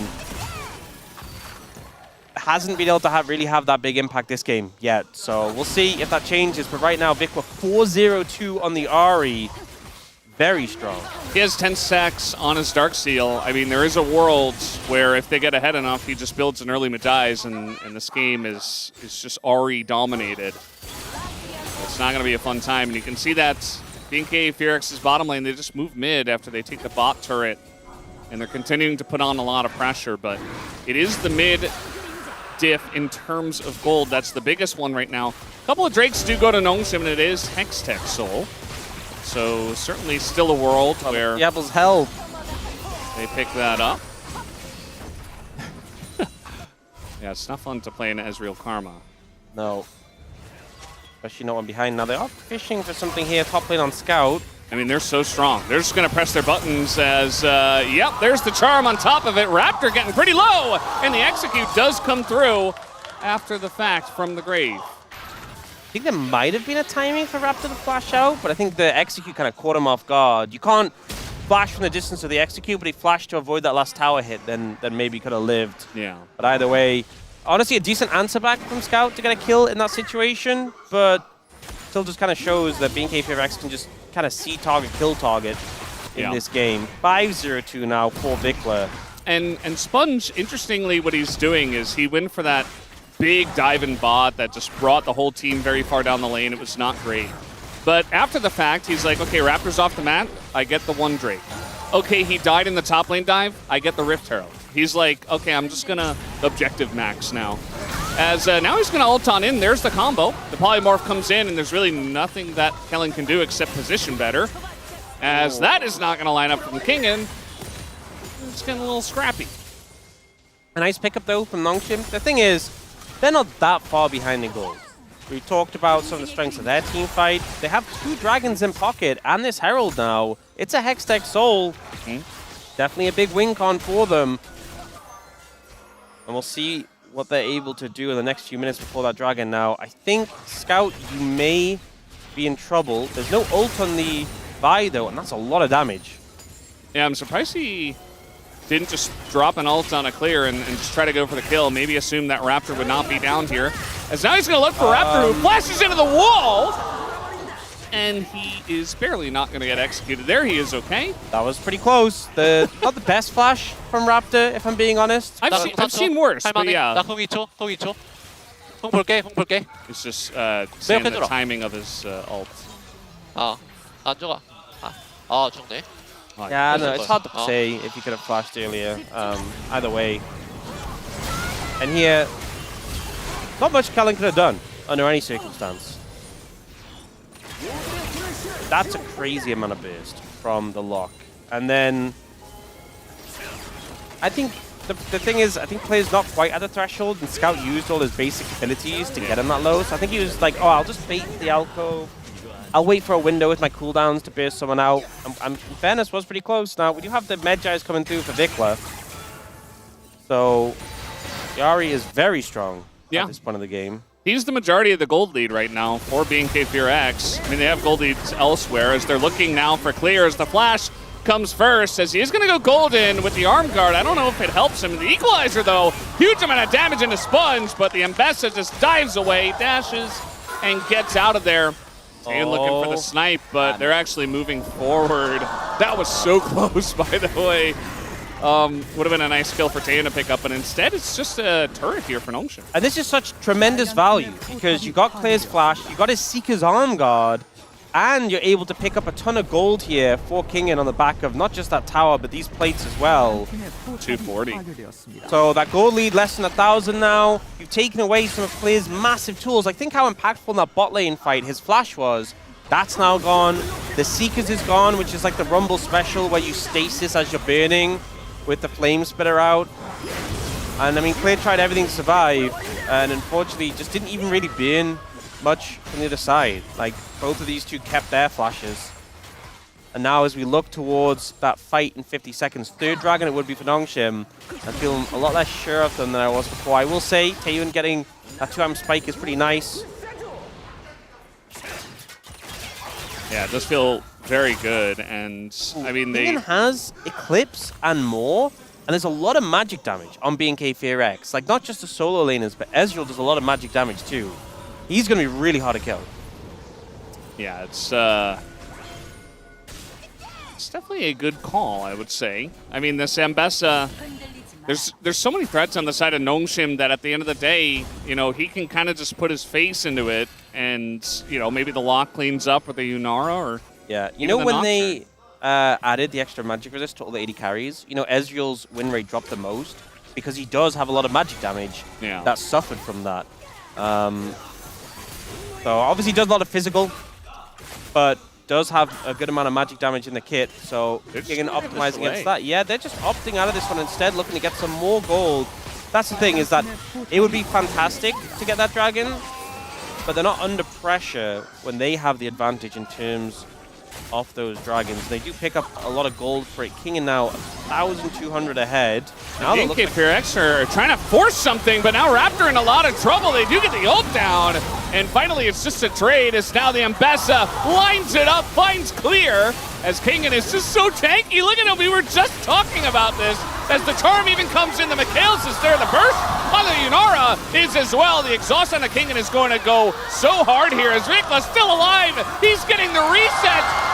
up the triple, and now Scout just trying to get away, barely will be able to do so, but Vickless 8-0. He's so strong now. 24 stack Medjai's there. And honestly, Diablo goes down without using summoners. Scout didn't really have an impact in that fight. And once you start losing the fight against this composition, with an Ahri this fed, the momentum just snowballs so hard. We see here, they commit heavily to stop the Vi from playing the game, but they just trade 1-for-1. The ult comes out here from Scout, but unfortunately it actually times out before anyone really gets low enough. Vickla's fishing here for the plays, and the charm gets cleansed, but then the orb deception just catches Diablo, takes him out, he doesn't expect the damage, and he doesn't use his sums. King essentially just runs out of cooldowns on the back end, and Vickler is just doing an insane amount of damage. I think for me, kind of the bigger mistakes, Diablo not seeing the orb deception coming, just getting caught off guard by it, didn't use summoners, and Scout just did not do anything in that fight. And now we also have the Bloodletters. I was just talking about this being a magic damage heavy composition. Yeah. Vickler going for a shred item that helps his whole team. So when he's obviously getting a lot of procs off his W and his Malignant, stacking that pretty quickly. Yeah, what happened to him? I don't know. We do have Sponge also, just going to throw up a Paranoia and goes for the big flash over the wall. It's Terry again, and they're going to go over to him and pretty easily just clear this one up. Sponge, low health, in base, not going to get anywhere near. Just has a Hex Gates to help. You just saw him walk in the bush. Wow. That is the raid boss. You can't face check him. This does buy time for Sponge to get there. You know, I'm not saying it was a good thing that Kingen did that, but at least Sponge is relatively close, but with no ult, no flash. How are you reaching the pit? Yeah, I don't think the walk in a straight line is going to work here. Although, no, they're not going to try it, and it's probably a good call. BNK FearX, though, going to get a lot of momentum from this. At least the mid turret goes to Nongshim, but that's all they're going to get. In the lead, again, it's basically just Ahri. I'm a little worried. Vickler might be close to Rabadon's. And when that happens... Yeah, you got a second rod before you went into this replay. Just deleted. And Sponge has to get this flash to disengage. Bins a Paranoia to try and stop some follow-up.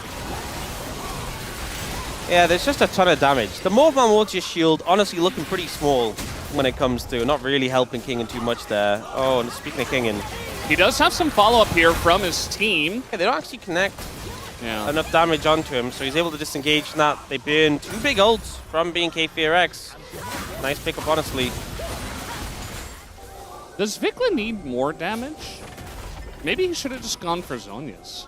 I don't know if he needs a Rabadon's. I mean, it certainly makes Ahri's damage a bit more consistent. I think it gets to the point where you just like ult and W and someone's just taking so much damage. This flank is coming in. Well, he's going to have some follow-up. They're going in, and Vickler is getting pretty low, but yeah, the follow-up a little bit late as now finally Scout trying to do something. They do take down the Ahri, and Diablo's getting a little bit of peel here. As they're trying to go in, he's going to get a kill. He's doing it. Goes into Taeyun and just dies. So close, though, as it is a double kill for Taeyun. And a big fight win once again for BNK FearX. But honestly, I don't think it's so bad. It's 3 kills for BNK FearX, 2 for Nongshim, but they killed the Giga Fed Ahri. Yeah. That's 10 Medjai stacks at over 1,000 gold. So Kingen gets CC'd immediately, but there's no ult for Vickler, which makes him a lot weaker. Scout finds his window to go in, and even though he dies, he trades his life, and that's 1,090 gold. That's more than worth it. It's so close, though, to Diablo popping off. Taeyun did a good job of finishing off the kill. But I would say this fight specifically, Nongshim can be happy with the outcome. Yeah, absolutely. I thought they were going to be able to get more off the back of that. It does look like BNK FearX do have position on the Drake, so at least they have that. A couple of Drakes in their pocket is very likely. You see Nongshim not even coming over here. And they still have the gold lead, but yeah, now you get a lot of gold onto Scout. And, I mean, you've still got this 3-item Yunara. Yeah, but the 3rd item's more, which kind of slows some of your damage progression. Like, you're a long way from, like, IE and your Mortal Reminder or LDR. So I can understand the reasoning behind it, but does mean you are a bit less threat for the time being. Second dragon picked up by BNK FearX. So now even in terms of those, and the Baron does time out now. I do feel like with the Maw, he is going to be quite tanky with the Wild Growth as well, if they use it on him. As most of the time, they are going to be looking to use it onto Sponge, and they tried to do that onto Vikla, who didn't even have to flash. So it does not work out. Lehens keep running here. Yeah, he's just a sad Lulu. They're trying to get a kill on a Raptor here, and they do, but Scout immediately dies as well. And now the follow-up is here onto Diablo, who's just trying to kite it out. He's doing quite a lot of damage, but eventually this will run out. Double kill comes through for Vikla. And kind of a half-hearted play from Nongshim to get Vikla does not work out. Yeah, the game plan was Lehen's going to flash polymorph Vikla so he can't dash away before the fear comes in. You kill the Ahri and BNK FearX feels so much weaker. I can see the theory behind it. Very hard to do in practice, and Vikla responded immediately. He's now back to 25 stacks, has a Rabadon. You can see here, so they go for it. Lehens tries to get in range. And, I mean, even gets...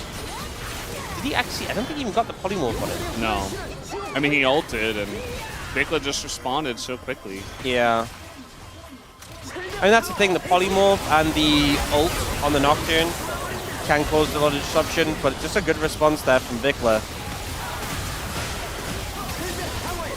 Diablo's so tanky, but he doesn't he doesn't do a lot of damage. He's just behind. Yeah. Unfortunately.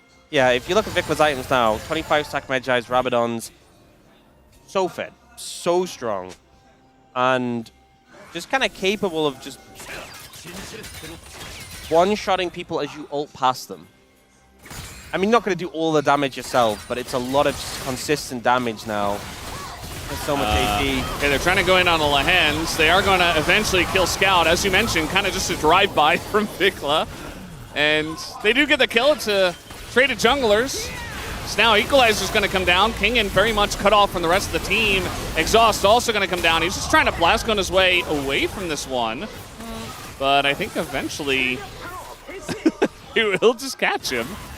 Just keep running, Kingen. Never stop. Okay, maybe not. Yeah, just keep going. Oh, I think if he gets his shield up and then Oh no, Vikla's there. It's going to be really hard. I think the TP's going to come in here. Clear can't stop it. Clear can't stop it. Yeah. They needed Vikla in range for the charm. All right. Another win for Blastcone. Really happy about that one, aren't you? Yes, very happy. Well, I love that mechanic. A minute 50 until that next dragon. Baron's up and available now, well, in 10 seconds. So a potential cause for concern here. And a Seeker's Arm God has been picked up by Vikla. So a lot of these plays we saw Nongshim attempting to shut down the Ahri were already thin margins. And they just kind of became even more difficult. Not kind of, they did become more difficult. Yeah. You see Raptor. Raptor in the Raptors? He's pretending that he's part of that family of Raptors. But he has his own family of Raptors. How can they tell the difference? Honestly, I don't know. Hard to distinguish. I mean, it says Raptor above his health bar, so honestly, I would be fooled. It's like the Carrier Gromp moment. Yeah. You know, you just walk in there like, well, it doesn't look like anything to me. Yeah. How could they possibly know? Okay, BNK FearX posturing around the Baron area. GA now picked up for Raptor. And it's 45 seconds until the prospect of a third Hextech. Oh my god.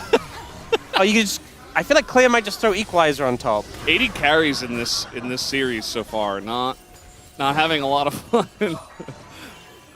Double's like, I bought this mod to be tanky, guys. I don't know what's happening. Yeah. Well, is just opting to stay around and heal up. Dragon's up very soon. And there's no vision from either team in the Dragon area. It's pretty sparse. So the danger is if you head over towards that Dragon, it's not Soul, and BNK FearX is just moving to the Baron immediately. Now Nongshim have a choice. They can try and rush in and contest, potentially face check. They could have also gone to the Dragon. They opt to go for the face check. Yeah, and somebody has to do it. It will be Scout. There's the combo. They do look for Vikla, and a lot is thrown into him, and he just goes golden. Scout is going to die, and Vikla lives until the very end. The flash charm is beautiful, and that'll be the end of this one, as Vikla says, you did not respect my Ahri. Could have just banned it, and they elected not to. And BNK FearX look fantastic. 15 kills on Vikla. 15 kills, 25 pages in the Medjais, a statement game from Vikla here. And yeah, I think it was pretty telegraphed the composition they were going to go for. Nongshim let them get it, and they live to regret it. Well, maybe Scout doesn't actually. Yes, die to regret it. And that'll be the end of this one. Nexus goes down. We do have a series on our hands. As after game one, we weren't 100% sure, but I think both teams making it possible here, especially Vikla for his immaculate game of Ahri. A couple of explosive games. Both of them, it's been a lot of aggression, a lot of leading the charge, dictating the pace. And I feel like that might be the trend that continues throughout the series. After game one, it was looking a little rough for BNK FearX, but this is a phenomenal bounce back on a composition we've seen, not even specifically this roster, but this organization used time and time before. Yeah, and I feel like a couple of times, you know, game one, BNK FearX kind of let them get everything. This game, Nongshim had the option. They elected to go for bans to keep Kingen safe and kind of try to play around the Mbessa getting strong and being the follow-up for the Nocturne Lulu, but it didn't work. And I think it's time to let the lock go. Okay? Yeah. Scout was playing well in lane, but it just, you know, it came out, it was really overtuned, it was really fun. It's not working anymore, guys. Let it go. Just let it go. Yeah. Could have just played Lissandra. Wasn't the name of the game for them this time. It's 1-1. A series is on our hands, and we'll be back after the break.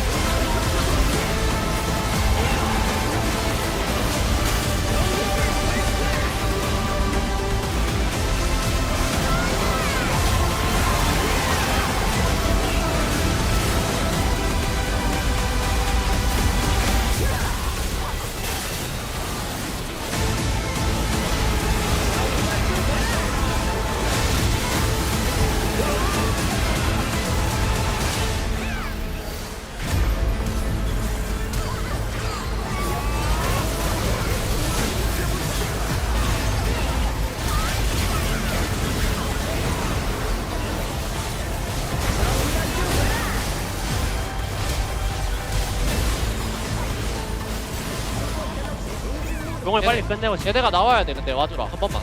오케이. 여기 시야 없거든 얘네. 나 여기서 매혹각 보는 거. 일단 먼저 치는 척 할게 이거. 얘 너무 뒤에 있어 지금. 그냥 쳐보자. 오케이. 난 견제할게. 하다가 나 견제하러 갈게 난. 나도 견제할게 그냥. 확인. 이거 쌈으로 가자. 내 공 나한테 박았다. 나 괜찮아. 나 존냐 써. 바로 존냐 썼어. 괜찮아. 빨았어. 실 줘. 실 다 줘. 얘인 거 같다. 그래. 나이스. 이대 가자. 나 집텔. 로커 야겠다. 일어나자. 끝났다. 나 집텔. 아 미카엘 좋은데 형격.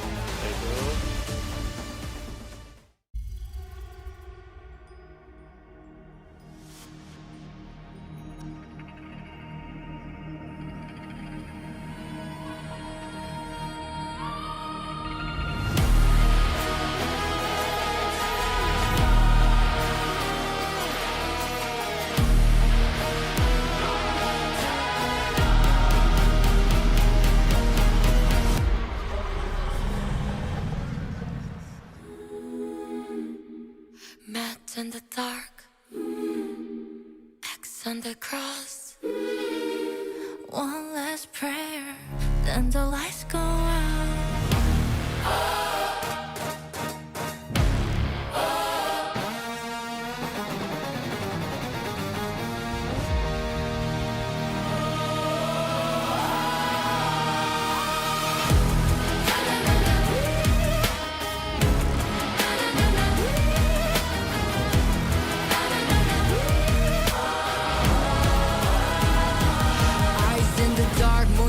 봐.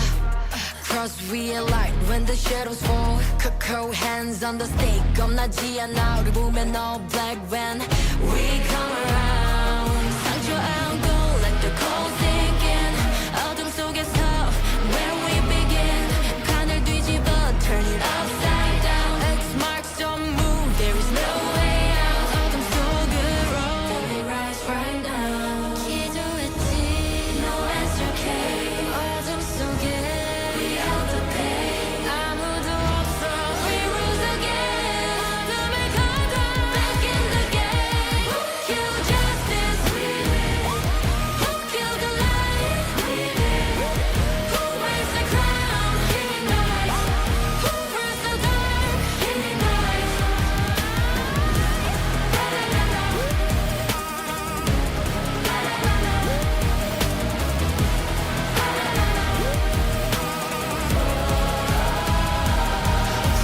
Cross our back, still we walk upright. 날카로운 night, cutting through the dark. Scars on our skin, 숨기지 않아. 실패 한 번은 fall, we rise again. 나의 구원자, no one came. We found salvation in ourselves. 포기는 없어, we do not run.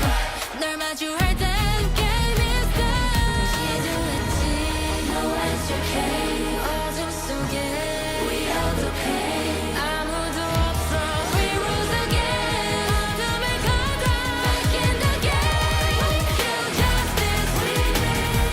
Who killed the light? We did. Who beat them all? We did. Who crushed them down? We did. Who raised the crown? King and night. Who owns the dark? King and night.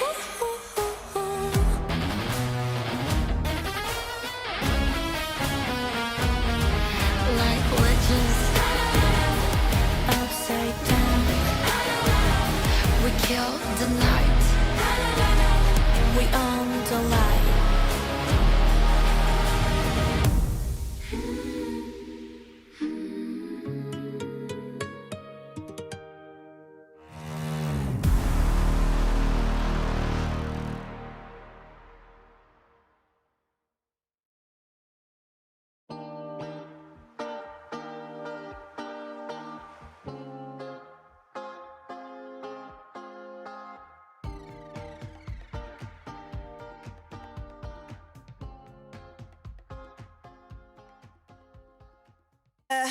Every sky is a line I'm drawn.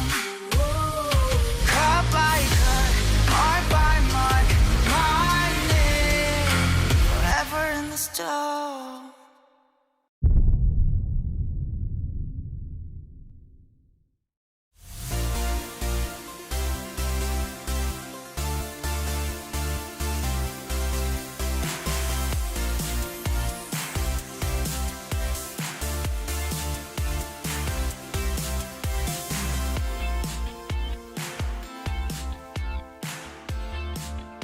Welcome back to the space, everyone. It is tied up 1-1 as Vikla, all players on BNK FairX, Vikla has a pop-off game, buys the Morello Nomicon, stacks it up, dies at the end for fun, still gets the victory here. It is BNK FairX 1-1 here with Nongshim in this elimination play-in match. Gentlemen, this is now just a best of 3 with a couple of champs banned out.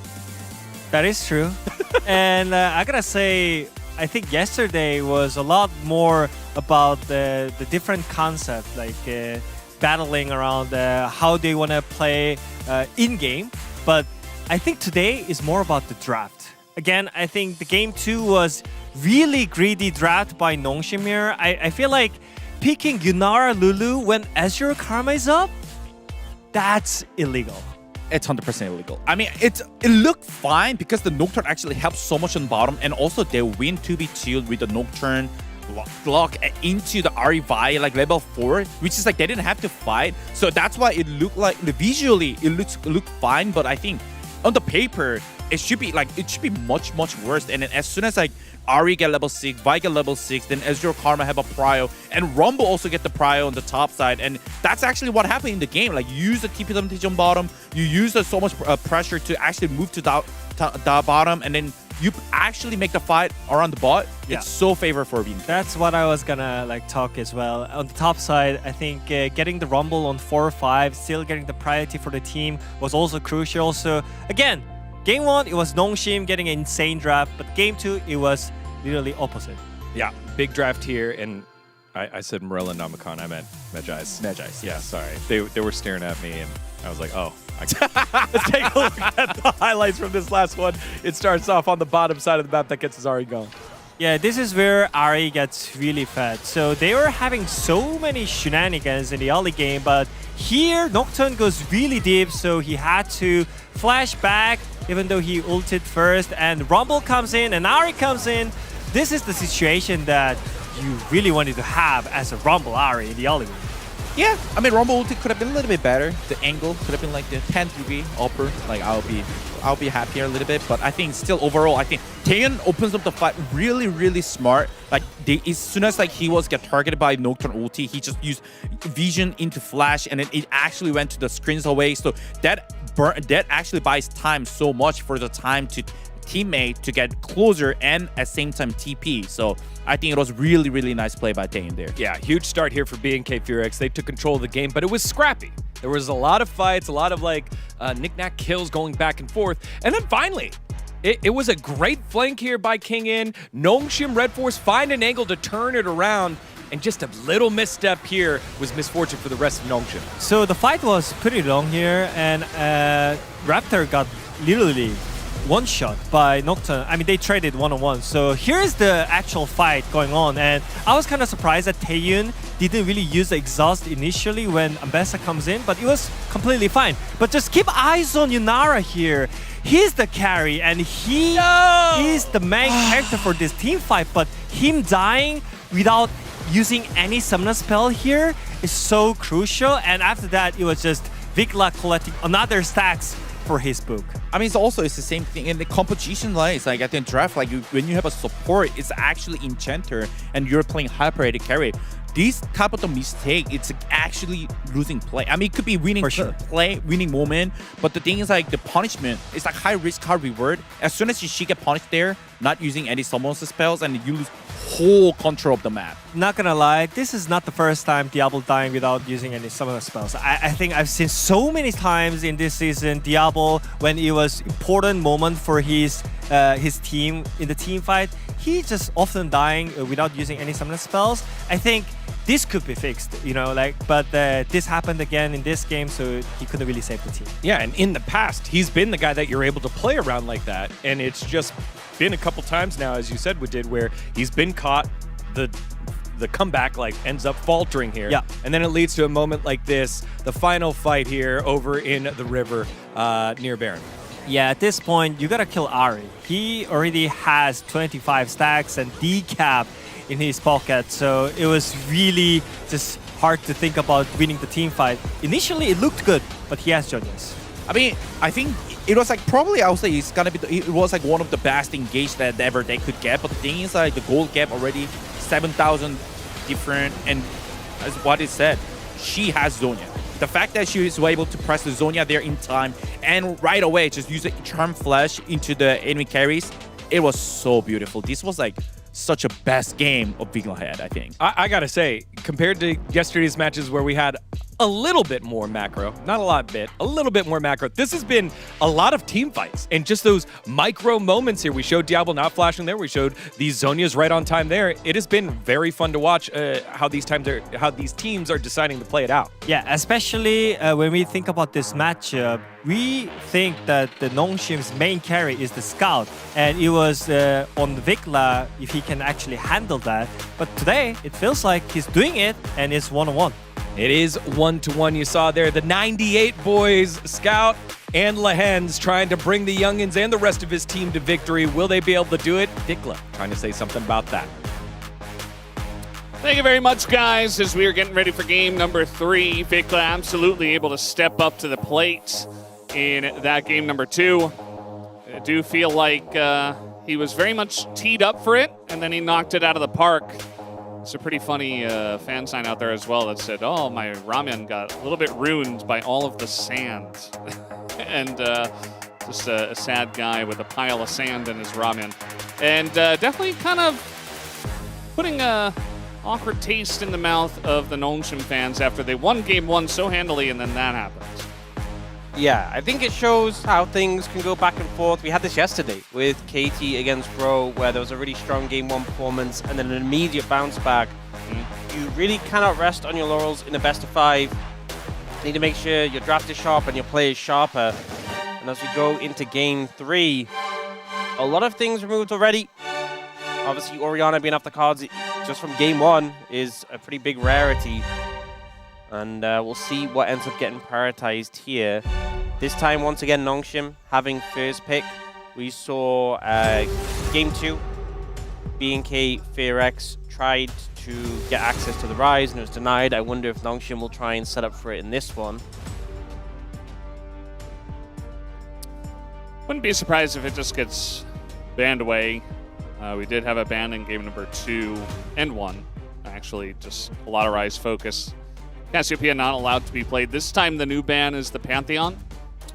We had Vayne, Syndra, Poppy banned by BNK FearX, who were first pick in game 2. Vayne once again going to be banned. Yeah. I feel those Olaf stocks beginning to rise a bit here. Definitely makes sense. And the Rise is just banned outright by BNK FearX. And, you know, we saw last game, it was like ban Syndra. They are kind of forced to ban Rise this time. Don't even need to ban Syndra to get rid of it. I think the Olaf is definitely a prominent pick in the top lane, especially with some of the thinning of the pool. Obviously, against Olaf, there's still a lot of the options we see countering it, but those counters have been a bit hit or miss. Lucian yet to be banned, so Annie coming through. Is this just going to be Lucian ban from BNK FearX? I mean, both these guys are fantastic Lucian players. I think already with 4 really strong bot combos, not just like champions, but the duos themselves off the board because of Fearless, I would not mind Lucian being taken away and not being allowed. Yeah, it's been Nongshim banning Lucian every game so far, and it felt like they're setting up to pick this one, so it gets denied here and taken away. And then Syndra immediately comes through for Scout, something that we often see do really well into Rise. Rise not even on the cards, but just a pick that, you know, BDD's had fantastic performances on, Chovy's had fantastic performances on, Scout can be very confident, but Olaf's really good into Syndra. Yes, good at ignoring the stuns. So that gets locked in, and then the Seraphine too. So setting up the prospect of just being able to buff up that Bruiser, make him a bit too hard to kill. He's too angry to be CC'd, and then you can like ult on the top. I said that mainly because he was on camera with a nice little grin. I think one thing is that you can sometimes be in an awkward position picking Seraphine here, that you have to take like your 80 carry on 3. But I actually think you can hold it and even flex the Seraphine between the 2 roles. Yeah. It'd be interesting to see if they do that. They could also just pick up the Ashe. But this does not feel like a fun game for an Ashe because Neferi's a big threat, Syndra's a big threat. You can't really auto-attack if Syndra just stuns you and presses R. And then the Jax is the pick for Kingen into the Olaf. He looks a little bit unsure about that. You don't have the Shen for Seraphine Shen. I mean, there are other picks you can go for in the support role if you'd like to do that. We have the Cameron Raptor. Maybe they want to match the Neferi early. It's just going to be Ashe. Okay. I don't think it's the easiest game to play Ashe, but you have the Ashe-Seraphine combo, which is pretty strong. And a lot of these bot lane combos have been thinned out, reducing the power that Diablo Lahens have into this. I wonder if they'll be concerned about things like Mel. They go for the Zeri first and foremost, even though there's no Lulu available. We've often seen like Mel plus Engage support There is Yumi be a big threat. Don't even speak. I was watching yesterday when Jiu had a little cat on his back. Yep. Could happen again in this series. The Akali ban makes good sense here. Any melee divers, pretty powerful. And the Callisto banned away. Callisto Renata is something we saw picked into Ashe Seraphine all the time ago when it was very much in the meta. In terms of junglers, there's like the Wukong available. Xin Zhao is available, but Xin Zhao as a Jax feels a little awkward. Diana. An interesting ban. Is that like a pick that you could see into Syndra, I wonder? I feel like that's a jungle Diana ban, but not 100% sure. We're hovering Vel'Koz. That's not an auto attacker.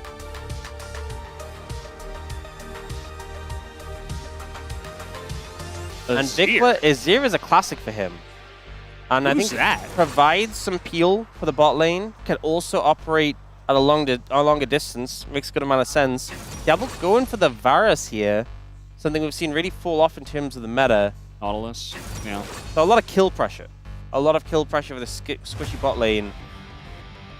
I'm wondering what sort of Varus it's going to be, because I think Poke Varus is going to have the longer range, but I think we'll struggle to make the impact. And on-hit Varus will be better for shredding the Olaf, but might struggle to really consistently auto-attack. And now it's the option here. It's Jungle Olaf. Jungle Olaf comes through, Yep. and they go for Cassante in the top lane. So not having to match into the Jax here. The Olaf value is still going to be the Olaf value. You know, it'll be a bit lower level in the jungle. And clearing the Cassante pick, he's pretty confident on. Honestly, I think for BNK Fearex, they have a very bulky top jungle that you can just buff up with the Seraphine. The Ashe and the Azir can sort of provide the damage from a distance. And for Nongshim, I'm not super confident they can cut through this bulk so easily. There's a lot of team fighting power here for BNK Fearex. I do think the Jax value is still very nice, even if it doesn't get that quote-unquote counter matchup into the Olaf. You know, even the Azir is in the game. You have the Ashe that's not going to be able to do much. The Olaf still exists, and Olaf in the past from the jungle is very much like a win more. I think in this case with Seraphine in the meta and for the backup, and you have another tank alongside of you, we can see it still doing Olaf things. But it's not that top Olaf that gets very far ahead and takes over the game that we have been seeing in recent times. So they did buff his damage to jungle camps not too long ago. It actually gave a pretty big increase. So some patch note readers perhaps here on the side of BNK. Let's jump into game number 3.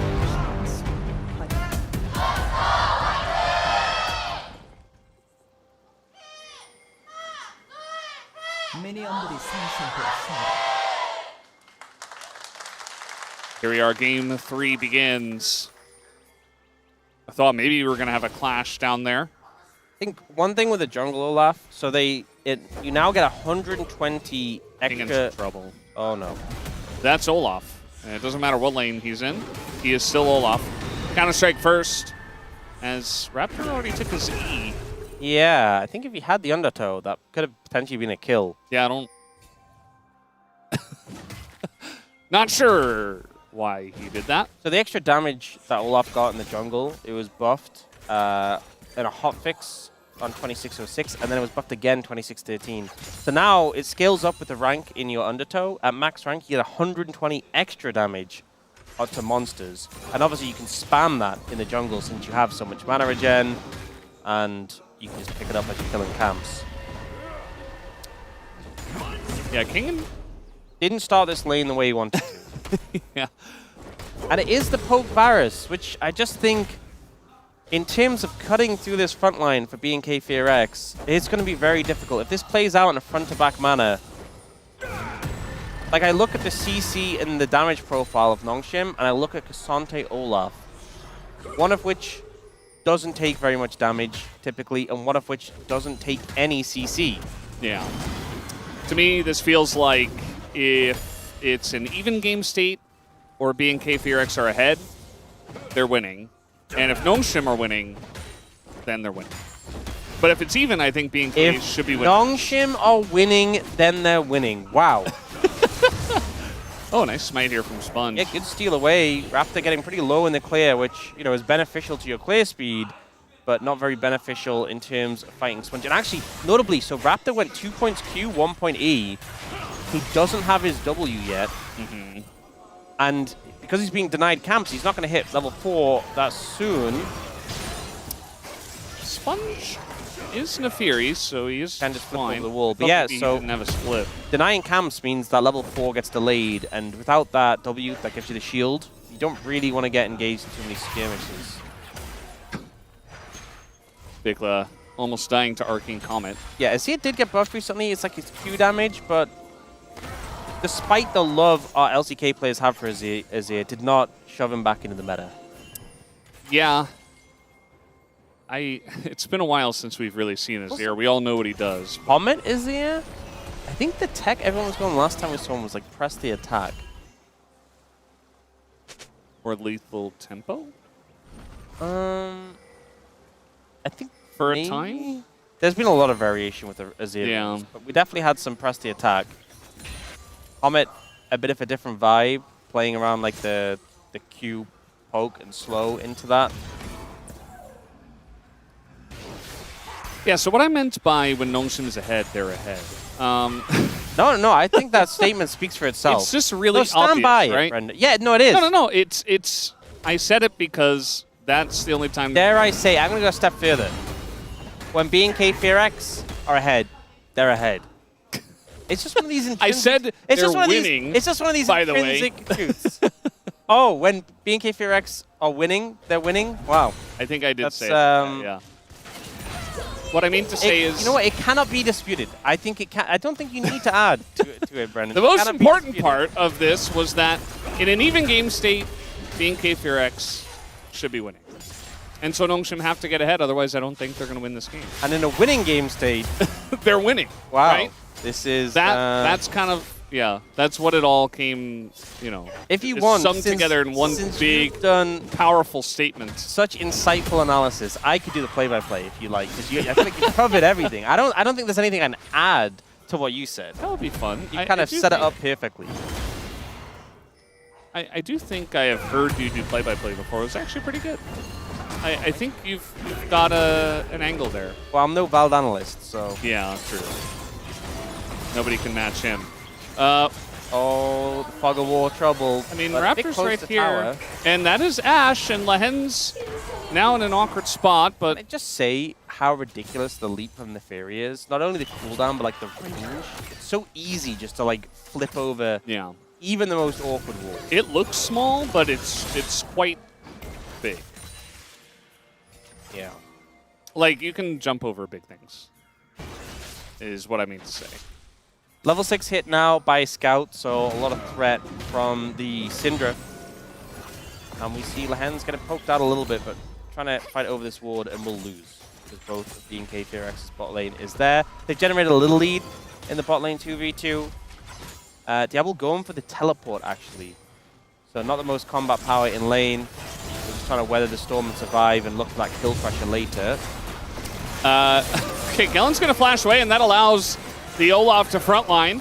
Gets the flash out of Sponge, and now the slows are coming in. Taeyoon just frontlining into 3 of them. We got TPs from both our top laners, and Scout is here first as everybody's trying to flash away from this. As Clear says, get down, Mr. President. I'll take him over the wall as Vikla now gets in and does eventually get the sweep on a King, although it looks a little bit funny.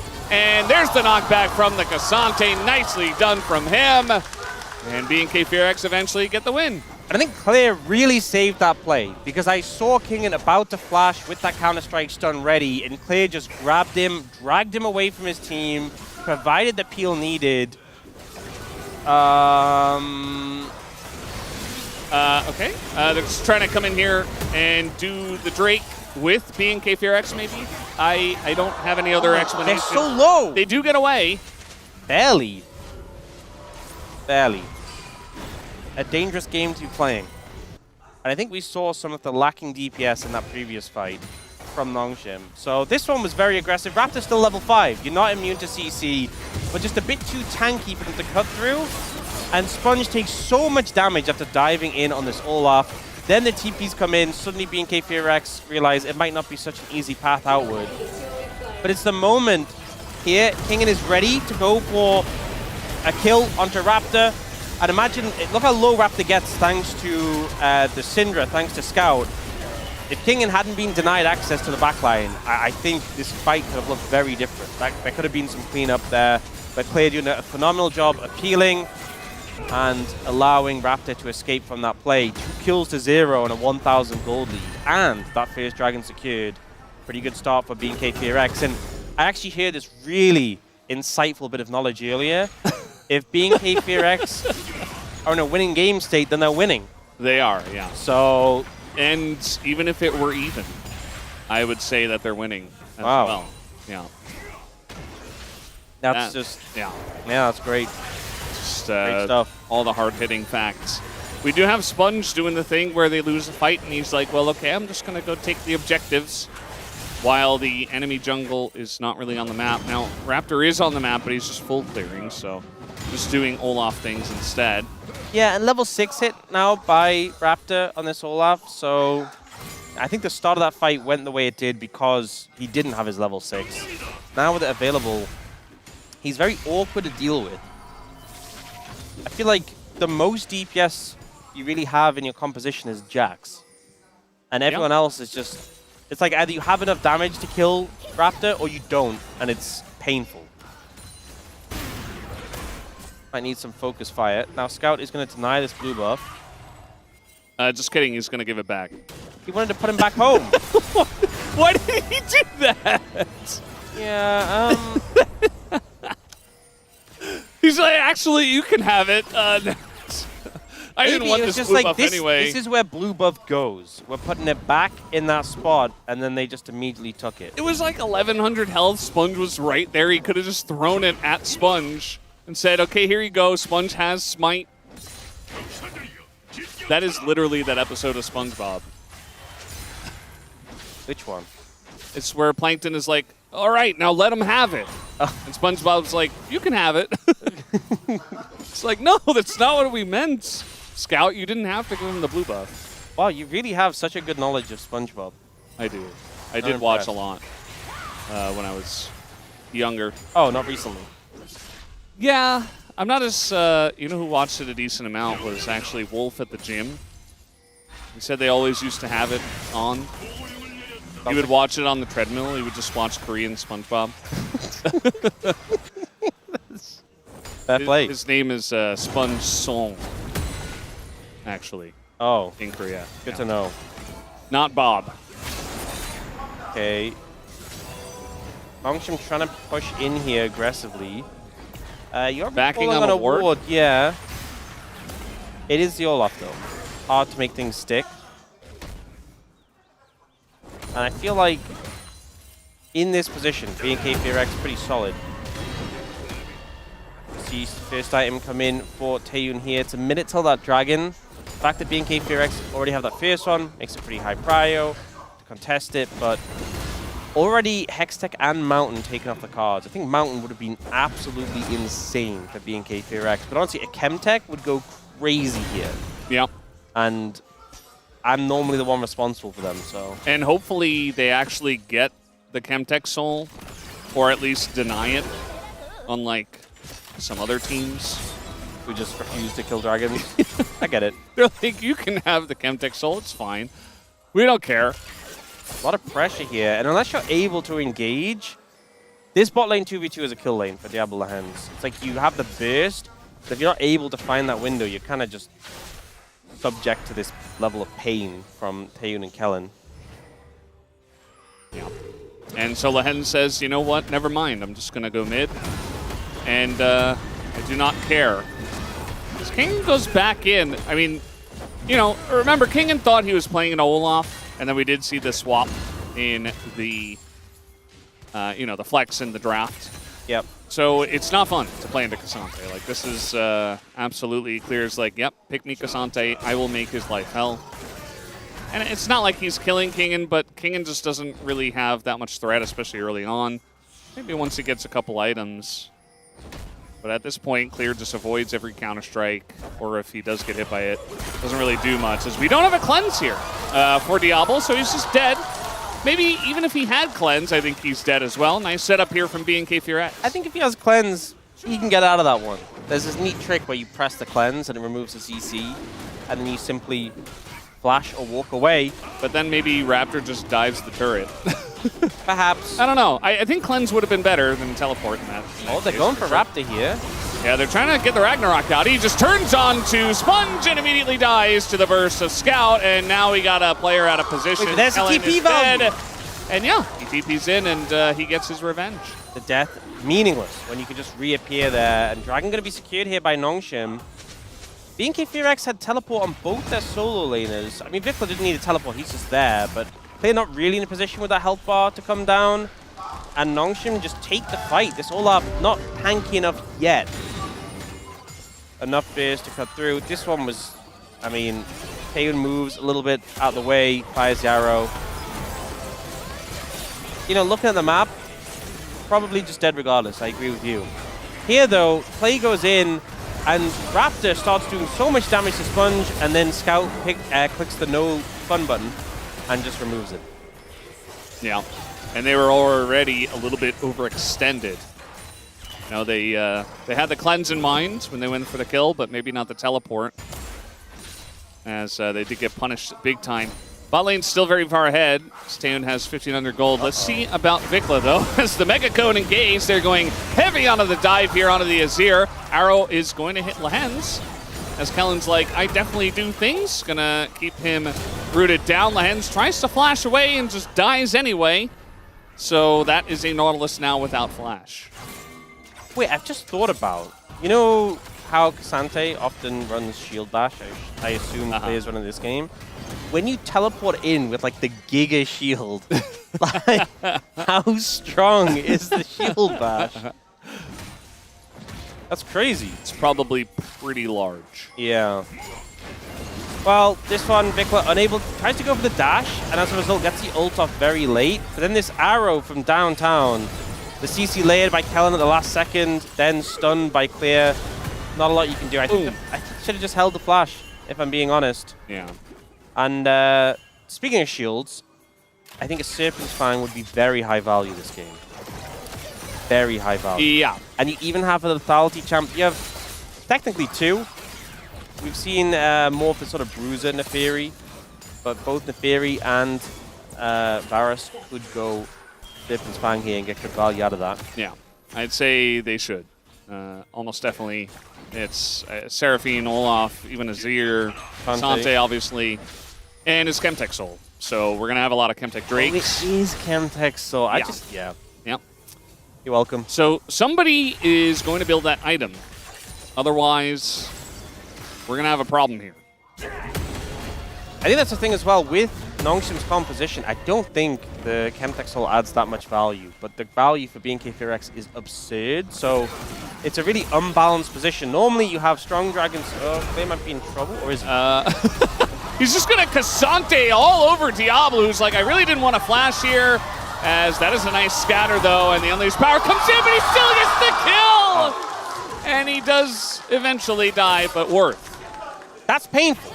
That's painful. And I don't just mean that passage of play. I mean playing Lethality Varus into Cassante. It's not a fun time. And Clear demonstrating that.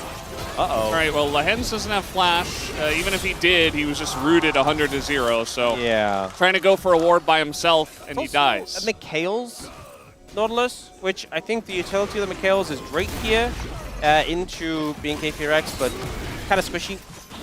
Enchanter Nautilus. I mean, it does have health on it. So yeah, but compared to like a locket or something, or a harness, I don't think they would have saved him there. But he does feel a little bit paper right now. Yeah. Well, eventually he'll have more items. That was kind of building the tension of the recall, but also showing off Carrier's skin. So 2 for 1. Worth.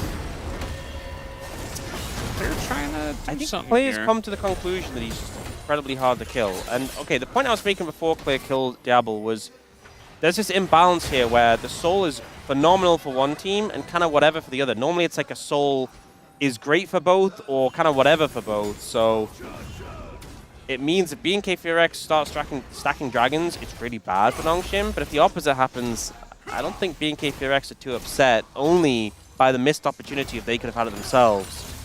We're going to have to keep that in mind this next moment. You see here, he's proxy farming, gets collapsed on. 얘 나 본다. And he just flashes on him, ults him. Yeah. I mean, the first thing he says when he sees him is, "I'm going for this." Yeah, and Oh. Kevel starts winding up the queue. I think he could have just left. Like, Syndra's there, Nautilus there. I think he could have just left. 15 seconds on that dragon. It's BNK Fearx with control of the area. I think it's difficult to see how they approach this fight if they don't get access to the backline. They need a way to approach it where they catch out Taeyun or Kellen or something like that. And when you don't have control of the area, that can make it difficult. They do have flank wards potentially for Kingen though. They're TPing Scout in here. That's a big grab. They're going to get him, actually, as now the scatter comes in, and there's the burst damage. As long as it's not onto the Olaf, feeling pretty good, as now they're just going to turn onto Vikla, who just sweeps it in, but he dies immediately. And now we've got only the Kazate Sponge looking for more. He will take down Raptor. This Nefiri is going ham, and now Clear alone against 5. He will be killable in that sense. As now the flash comes in, and Taylor's just going to blast going away. Oh, keep running! No! He can actually flash for that, but disengaged cone wins again. Still Gnomeshim. Really huge fight for them, and they'll get a lot off of that. And it all came from Lahens grabbing Kellen. We don't get any value from the Seraphine here, a champion that does so well for this comp, and it's because Taeyun flashes away, and Kellen thought he was safe. Ends up going down, no encore, no healing and shielding for everyone. Kingen TPs in with a massive shield, and this ult from Vikla doesn't really drastically help. Kind of just allows him to chase down Raptor. Taeyun's making this long path around to try and assist and get Sponge. Sponge is already disengaged. This is a great fight from Nongshim. Yeah, it really was. And, I mean, if Nongshim are going to win from behind, it is going to be off of a big hook, a big scatter, just like that onto a weak target. You see no encore use, no flash from Kellen. Said it during the replay, but yeah, I think it was just a Seraphine just didn't exist. Taeyun and Kellen should not have been that far up in the face of the Nautilus, and that disrespect cost them the fight, cost them the dragon. And you can see Nongshim now applying this pressure down the bot lane. They had Scout lead over as well. We'll just pick up this tower for Kingen. And remember, they have Mikhails. I mean, Raptor's just going to pull the trigger here on a Diablo. The flash comes in, catches both of them. And now Scout in a very awkward spot. He's going to go down. And BNK Fearx immediately going to turn this fight around as Lahens goes down under the turret. They're going to take the turret here themselves, and BNK catapult into the lead. So this is what I was worried about. This is what happens when you don't catch the enemy backline and Olaf just charges onto your carries and dispatches them pretty comfortably. They're now looking towards the Baron. Scout had a Magi's. Well, that was not the best investment. I think Clear is enjoying himself this game. Well, he did get the... okay, they're going to take down the Baron. But they get it. They're fine. No problem. They have the sustain. They have the tankiness. We did see Kingen pushing a lot in the bot lane, but even after that, he's still only equalized with Clear. So the Ash Arrow comes in, and it forces Lahens to walk back a bit, but then he then grabs the Olaf, and the Olaf just says, whatever, I'm diving. We get the flash combo from Kellen to catch out Diablo there, and then even the ult from Scout just doesn't do much damage because of the shielding from the Seraphine. This is the difference. How much impact this Seraphine actually has when Kellen's alive is night and day in these fights. Yeah, and it was a really good call to go for the fight there because there was no flash on Diablo nor Lahens, so it's really just easy pickings, especially when there's, there's one Mikhails, but if you catch the both of them, it's you can only use it on one. The guy dies anyway before you can use it, so really not much they could do. Just running straight into the Seraphine and getting picked with the Olaf to frontline. So now a very early Baron in this game. Just picked up basically on spawn after that fight. Yeah, we'll see how much they're able to really leverage it, because Kingen's been annoying in the side lane. There's a lot of threat if you push up and try and hit the tower because of the engage potential from Nongshim. But again, I think time favors BNK Fearx. They're not too worried if this game extends, and the fact that they got the Baron in pocket means they just dictate the pace of the game for the next little while. The Dragon spawns slightly after the Baron expires, and that will be a big pickup for them if they can get it. Lahens has no flash, does manage to dredge line and get himself away. Okay, we see a TP mid from Scout to try and help defend, but this tower's long gone. Yeah. You see Diablo's like hitting piercing arrows onto the Olaf, who already has a shield. And he's just not really doing anything to the front line. BFX, don't rush. There's no rush here. You're in a good position. That is how the game can kind of turn on its head, especially because Taeyun is about to get his flash back. Kellen is a little bit away. Don't think you really need to try and make things happen right now. You got some value from the Baron. You got another tower down. You kept Nongshim at bay. Look towards that next dragon. And importantly, when you play for that next dragon, make sure Taeyun and Kellen are not on the front line. You have a really strong front line. So as long as they're blocking, you should be fine. This is the delicate thing when you have a Seraphine, Flash the Seraphine, who wants to set up vision. You need a lot of backup here. We've even seen Clear moving down to help. That does give Kingen some alone time with the tower, though, so he moves back. Both top laners have TP. They don't need to be here right now. Yeah, this Baron just amounts to about 900 gold, the Baron power play. So, again, very early on, you're not going to get too many objectives off of the back of that. And it's really all about the setup here for the Dragon. Well, I feel like Kingen bought a large... I guess he didn't have the money for the Seekers. That's really unfortunate. You'd have loved to have picked that up here. It's a little awkward. A little bit of burst, and then some heals and shields, and Clear is basically unkillable as now the Mikhails comes in. Lahen's really nice heroic play, and Kingen's on the flank now. Might have an angle here for Nongshim. A lot of damage coming through onto the B&K lineup as Kingen flashes in. He's in front of 4 people and is in a lot of trouble now. Gets pulled back by the Cassante and just went way too hard in that fight as the Cassante's still basically full health here. Raptor still has ult. Yeah, he's kind of on the opposite side of this fight. Unfortunately for him, Sponge just hops over the wall. They do get the Ragnarok, and he does join his team again. Taeyun resets, picks up Infinity Edge, and comes back. He was pretty low, so that makes sense. With Kingen dead, I think Nongshim's chance of contesting this kind of just out the window. And Clear, it just feels like he's an immovable wall. Yeah, there is a turret there. And Sponge can no longer jump up into the air. He's going to flash. And I think he's out, but yeah, that was a confusing passage of play there. A little silly. A little goofy. Yeah. Goofy little guy. Oh, still going to miss. Does pick up the Scuttle Crab, though. 5-0-4 now from Taeyun. A lot of damage behind this Ashe. Did have to burn Flash there to stay safe, but able to win out the fight here. And I think initially some things do go wrong for B&K PRX here.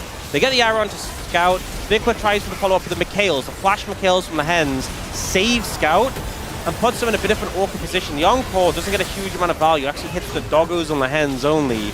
But then this moment, Kingen tries to catch Taeyun, and Taeyun's flash is so good. The healing starts to come in for the Seraphine. The DPS is there from the Ashe. You're now down a member, and it starts to feel awkward when that initial salvo from Nongshim hasn't worked out, hasn't found the targets it wants. Yeah. I mean, the flank from Kingen was very nice, and he had a great angle, but, you know, the second they get the disengage off, there are so many ways to peel. Like, Taeyun still had cleanse. Yeah, plus the fact that Vikla just instantly throws the tower down, like it was a great spot to retreat to.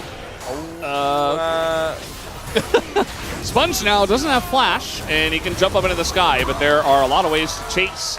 Arrow's going to hit Lahen's in the base. I'm going to defend Kellen here. You see something fly out of brush when there's a Syndra, a Varus, and a Nautilus on the other team, I'd be flashing too. But he got hit by it. But I think he just saw it coming, and he was like, oh, because I mean, if you think about it, Dredge Line and the Chains of Corruption are a bit slower. Yeah. Yes, it's a panic flash, but I can understand why it happened. Sure. End of the day, Sponge dies, Baron is given over. TP... They're trying to challenge this. It is the Hootie Baron. They don't have a jungler. Okay, let's see if they can go for the fight. We do have Kingen gonna stop the TP. I think that was coming in there from Vikla. Yeah, so we'll stop it. Let's go down. Doesn't drastically change the outcome, though. In fact, it means that Vikla's still there, so he can kind of just help defend. End result, though, pick on a Sponge, Baron for B&K PRX. The gold lead isn't massive, but it definitely feels like the win cons for Nongshim are getting tighter and smaller. So, hard to find angles here. They also haven't picked up the Serpent's Fang yet. And Kingen still doesn't have a Seeker's Arm Guard. Scout's going to bring the red buff to the blue buff. Double buffing.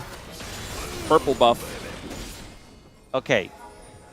The Baron and the Dragon are perfectly lined up, like the duration of the Baron buff and the time for the next Dragon. So BNK Fear can push with this, control the area. It's actually perfectly in sync. I don't think I've ever seen that. Oh, I think the Baron's It's slightly like a half faster. second. Yeah. It's like, it's very It's close. not that impressive. It's close enough. So they can control the pace of the game, push these waves in, get some structures, and then retreat to the Dragon afterwards. You can see a lot of vision down on the bot side of the map now from Nongshim, but a lot of that's going to fade. In the meantime, though, just be cautious about being engaged on. Speaking of which, Taeyoon is dead. He is frontlining, he has cleanse, he thinks he's safe. Clear also TP'd into this one, so now they're going to look for the Cassante. Here comes Raptor, though, on the flank. Going to be looking for that backline. Big double knockup comes in as they're going all in onto the Jax, I think. Finally, Scout on the left side will go down, but already a lot of damage done here by Nongshim. Sponge does go in, and now Clear is still unkillable. He's still full HP! He's still full HP! And look at Raptor, too. The two tanks, the two frontliners, and the Seraphine. They can't kill him. They can't kill him. They're not even trying at this point. They know they can't. They don't even. But at least Diablo has Edge of Night, so. Yes. Yeah. Okay, they're just diving the Nautilus. I think he's just dead. I mean, Lens does have flash, though. Okay, so. able to disengage. Okay.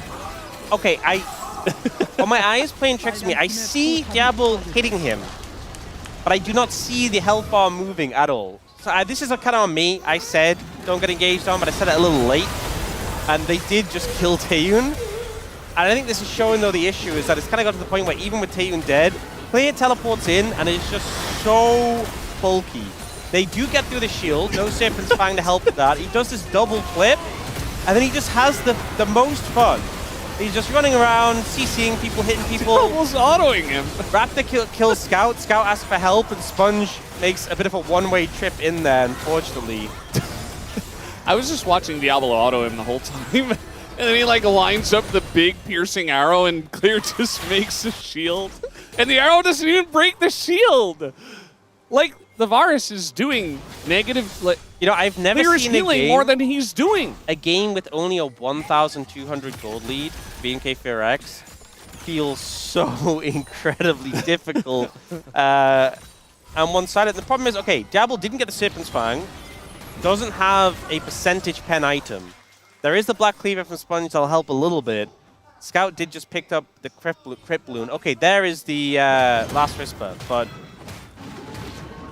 sorely need DPS, and I just don't see. You know, we've actually seen a lot of Syndras going Blackfire Torch, and this was not one of those instances. Scout made him a Jais instead. Yeah. He knew that he had went to. For the Ludens, went for the Ludens for the burst. He was just gonna get away here. Yeah, two big ults used, and Kingen just disengages only for the cost of a ward.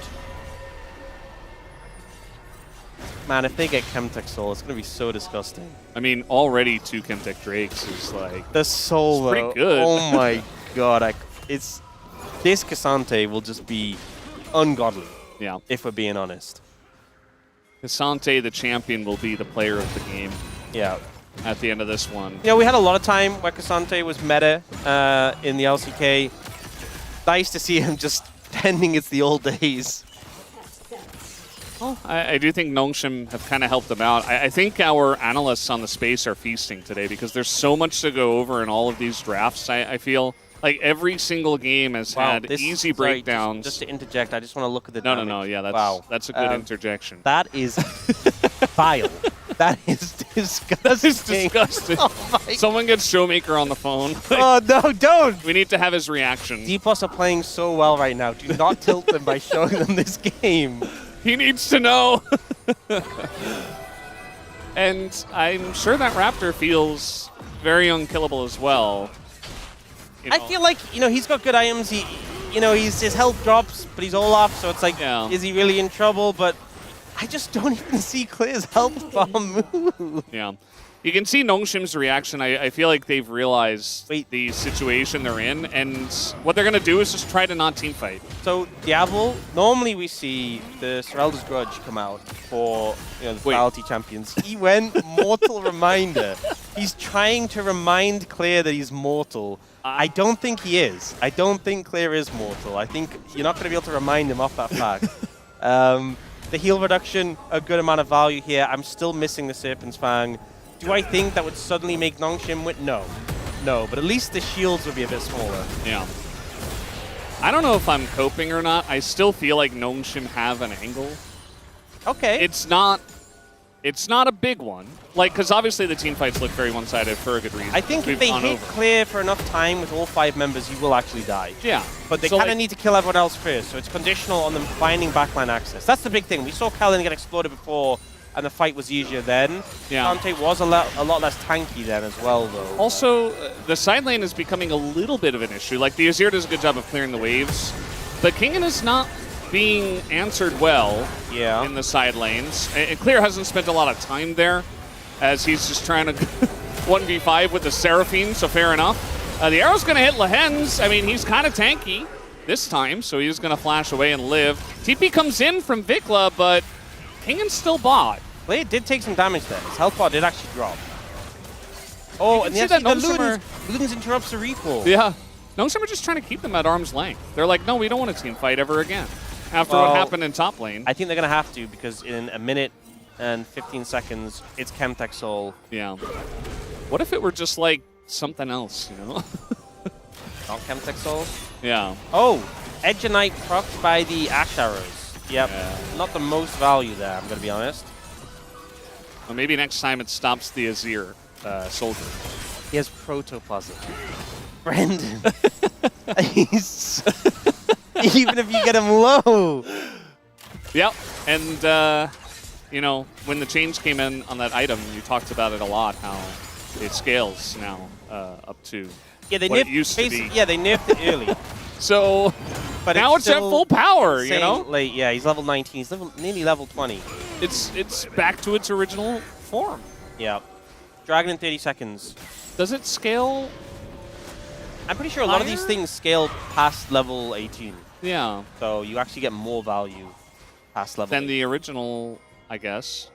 Well, I mean, back then it would also... It would all, yeah, if it were built on a top laner, yeah. The thing is, we never see Protoplasm that late in the game on supports, because they end up like level 13. Yeah. So when Clear's level 19 with it, it's kind of, oh, look at that shield. We need some Serpent's Fangs, guys. Like yesterday, Sponge, okay. Little, does just time out. Oh, Mikhails nice comes Mikhails, but Vikla's still going to catch him as Lehens just throws in a depth charge. They're going to try and rush the dragon? Maybe? Like, I don't know. I think they're just trapped here in the pit. And they're going to try to kill Sponge, but maybe the Olaf goes for he gets it. Just gets it anyway. The smite is there, and it's still a 5v4, guys, as the GA is procced, and Scout is left all by his lonesome to face, you guessed it, Cassante himself, the unkillable, Oh, man, this is just getting one-sided. BNK, they're just going to win the fight. They take the Chemtech Soul, and maybe just push bot. I wanted to see how much healing the Protoplasm Harness did. I don't think we're gonna. I don't think it's possible for him to get low enough. They've hit critical mass. I think they might have done that before they got the Chemtech Soul, but they've gone over the line now. They're just gonna push in. There's nothing you can do. Clear's getting healed as well. Yeah, no Mikhails this time, and they're gonna get the kill. As King goes in, he gets the flash out of Taeyun, I guess. They will easily spend that, and Vikla's like, here, have an Emperor's Divide too. I definitely did things in this game, as BNK FearX are going to take down the Nexus and get one win away for moving on to the next stage of play-ins.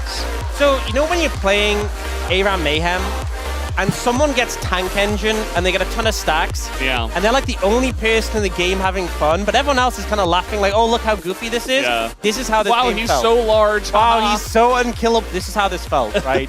This was not okay. Clear did so much damage, was so unkillable. They couldn't answer him. But I think unfortunately Nongshim were the ones who were trapped in their fountain, like you have in the ARAM Mayhem games, when the Tom Kenny's the size of the entire map. He's just bearing down on them.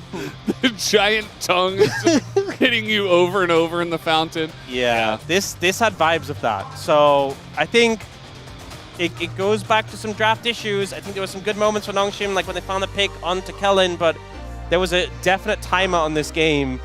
And he did the most damage in the game. Yeah. Oh my god, yeah, it's not okay. It's really not okay. A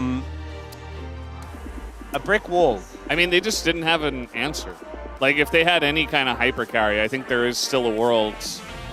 It's going to still be difficult, sure, but if you have anything else that's not Poke Varus. I mean, the thing is, they were all BSD champions. The most DPS they had was the Jax. You can't really just sit in the Kasante and the Luden Syndra as well. It's almost like Nongshim were playing into the bit. It's like, dude, let's make this really funny.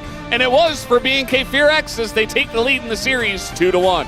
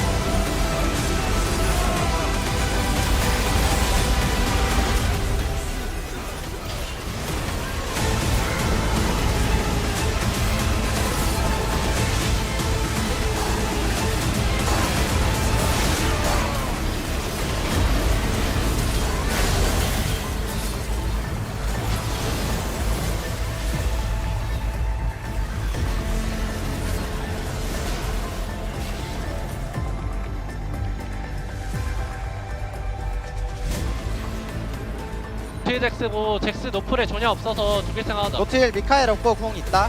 내가 먹을게. 이거 끝나는 것 같긴 해. 더블 줄게 이거. 라프도 먹어라. 내가 먹을게.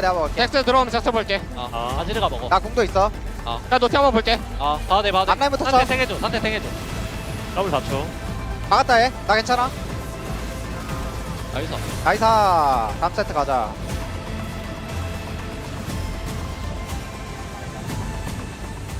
나이스. 굿.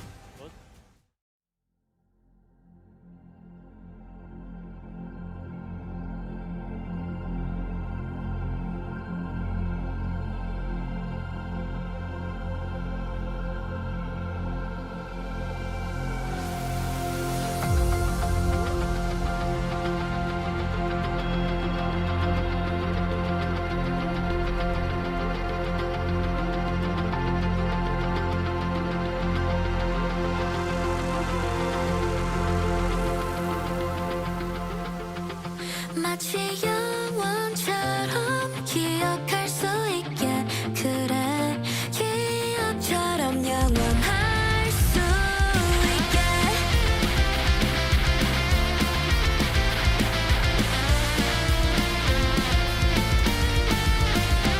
낡은 달력 사이 접어둔 우리의 밤 가만히 보긴 손 It remembers the night 계절을 돌아서 똑같은 자리에 서로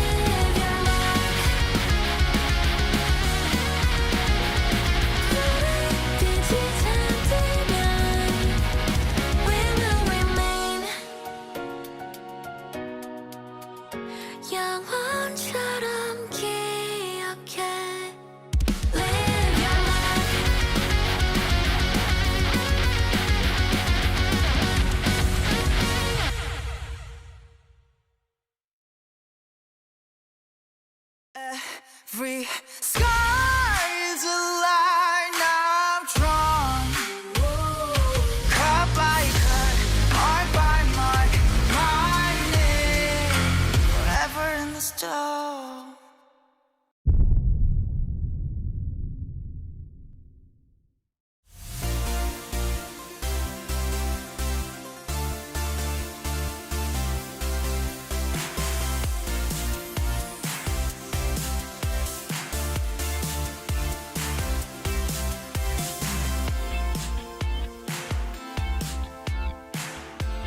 B&K FearX fans are dancing because they're one win away from moving on to the next stage of the play-ins. It is 2-1 B&K FearX over Nongshim Red Force, and it was a lot to do with the bottom side of the map, a unique draft here, so let's get right into it, guys.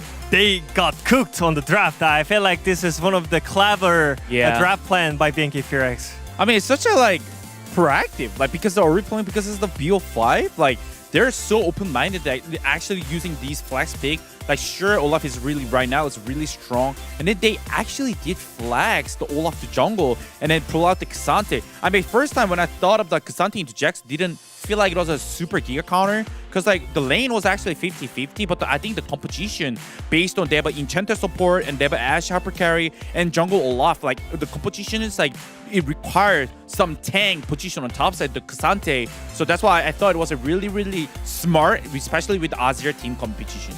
Yeah, so here they have two different concepts, right? B&K FearX, they have a strong bot lane, and Nongshim, they pick the strong top side. But the issue is that, so you go on 4-5, you have to be okay in lane. So B&K FearX picked Azir, which was okay. I think Vigla did such a great job in the laning phase. He was not really that behind in CS. He did his job. But the issue begins with the bot lane. Varus Nautilus, yes, you can for sure punish that with your gank plans, but no, they couldn't really do anything. So that's why we brought up the L3 here. The bot gap was that huge. It was very, very big at 15 minutes. Again, Taeyun just popping off there alongside Kellen with the kills, with the gold lead, with the CS, all of that. And it kind of ruins the draft plan that you had. If this was the pick that you had in Ashe Seraphine, it has to be able to survive. You can play from distance with Varus. If you play lethality, instead, they get punished. Exactly. If you are just under turret with the Comet, Varus, and Nautilus, then your game must be something wrong, right? Yeah, absolutely. Let's take a look at it. Early on, highlight number one. It was a lot of action happening. It starts on the bottom side of the map, ends up pretty equal either way. I think it was just a lot of back and forth going on here. So they got the Varus here cleanly. But we thought they were using extra tempos here. I think they could have just do the one thing at the same time, because here they tried to hit the turret and doing the Drake at the same time. But the issue is that Scout is having the mid priority. On top of that, even though Varus is dead, he has TP. Yeah, I mean, Ashe, if they really wanted to Drake, as soon as Varus died, Ashe should just help him to Drake as soon as Varus is dead there. And or if they want to get for, it's okay to be Ashe to get so fat. Like we saw 15 CSD, and also there was a 1 level gap differences, and they should have just do one thing. Yeah, so we thought Nongshim had such a great game plan with the Varus Nautilus. So that means they have so many skirmishes in the bot side. But it turned out they didn't do well in the mid-game team fight. No, they didn't. Then here in the mid lane, keep your eyes on the Nautilus of Lehans. Jax is hard stuck on bottom. And they're okay mid lane. It was really nice movement by the Lehans. It actually just, juke the Ashe ulti there. And then they're okay. They're right now is perfectly okay. This thing, the K'Sante's, he's top, push top, and came down to the mid because they really want to fight. But they're the one actually start the fight. It's not, they actually try to disengage as much as they can, and then they recoup the Olaf who has ulti. It's such a really... Where is our Jax? Can you show bot? He's pushing bot. Yeah, of course. We knew that. No TP. Yes, no TP. We already had such a great disengage, as you said. They couldn't hit the Ashe ulti, so everything was perfect. It was on Nongshim's hand to do something, but they tried to re-engage on Olaf, which doesn't make any sense, and it went really in a worse scenario. Yeah, you just needed the Matador there to allow the Jax to continue to split push up. you absorb the pressure 5v4 in the mid lane, under your mid lane tower, you're going to get a net positive play there. Instead, Lahenge tries to go for the big play, pick the big fight, doesn't work out. That blasts the game open here for BNK Furex and into our final fight down on the bottom side of the map. And now BNK Furex, they have Ash Seraphine and Olaf, which means that they can just group as 5 and look for the fight. But initially, the fight didn't look that good here because they couldn't really one-shot any targets here. Vikla misses the ultimate, so BNK Furex, they are actually getting zoned by Nongshim here. So we thought they could just go for the Drake. I think they're in a really good position here. They actually won. Yes. They got the control, they have the zone, and this is like, they cross the in zone, which is like, look at how narrow. Woo. And this is only one. The Jax actually, he just go inside, super deep by himself, and it was really nice flash by the Taeyun. And it's like, it's so easy, you just right click after that. It was really great reaction play by Taeyun at that point. But again, Nongshim had the position. So they didn't need to hesitate here and just try to just do the Drake, do the objective, and then reposition themselves into objective. I think that could help them so much. But in this case, once again, I think Nongshim, they were like, you know, like desperate to take the fight, and when it was not necessary. You know, it does feel like it is being on multiple different pages here multiple times in Highlight 2 and in the same in Highlight 3.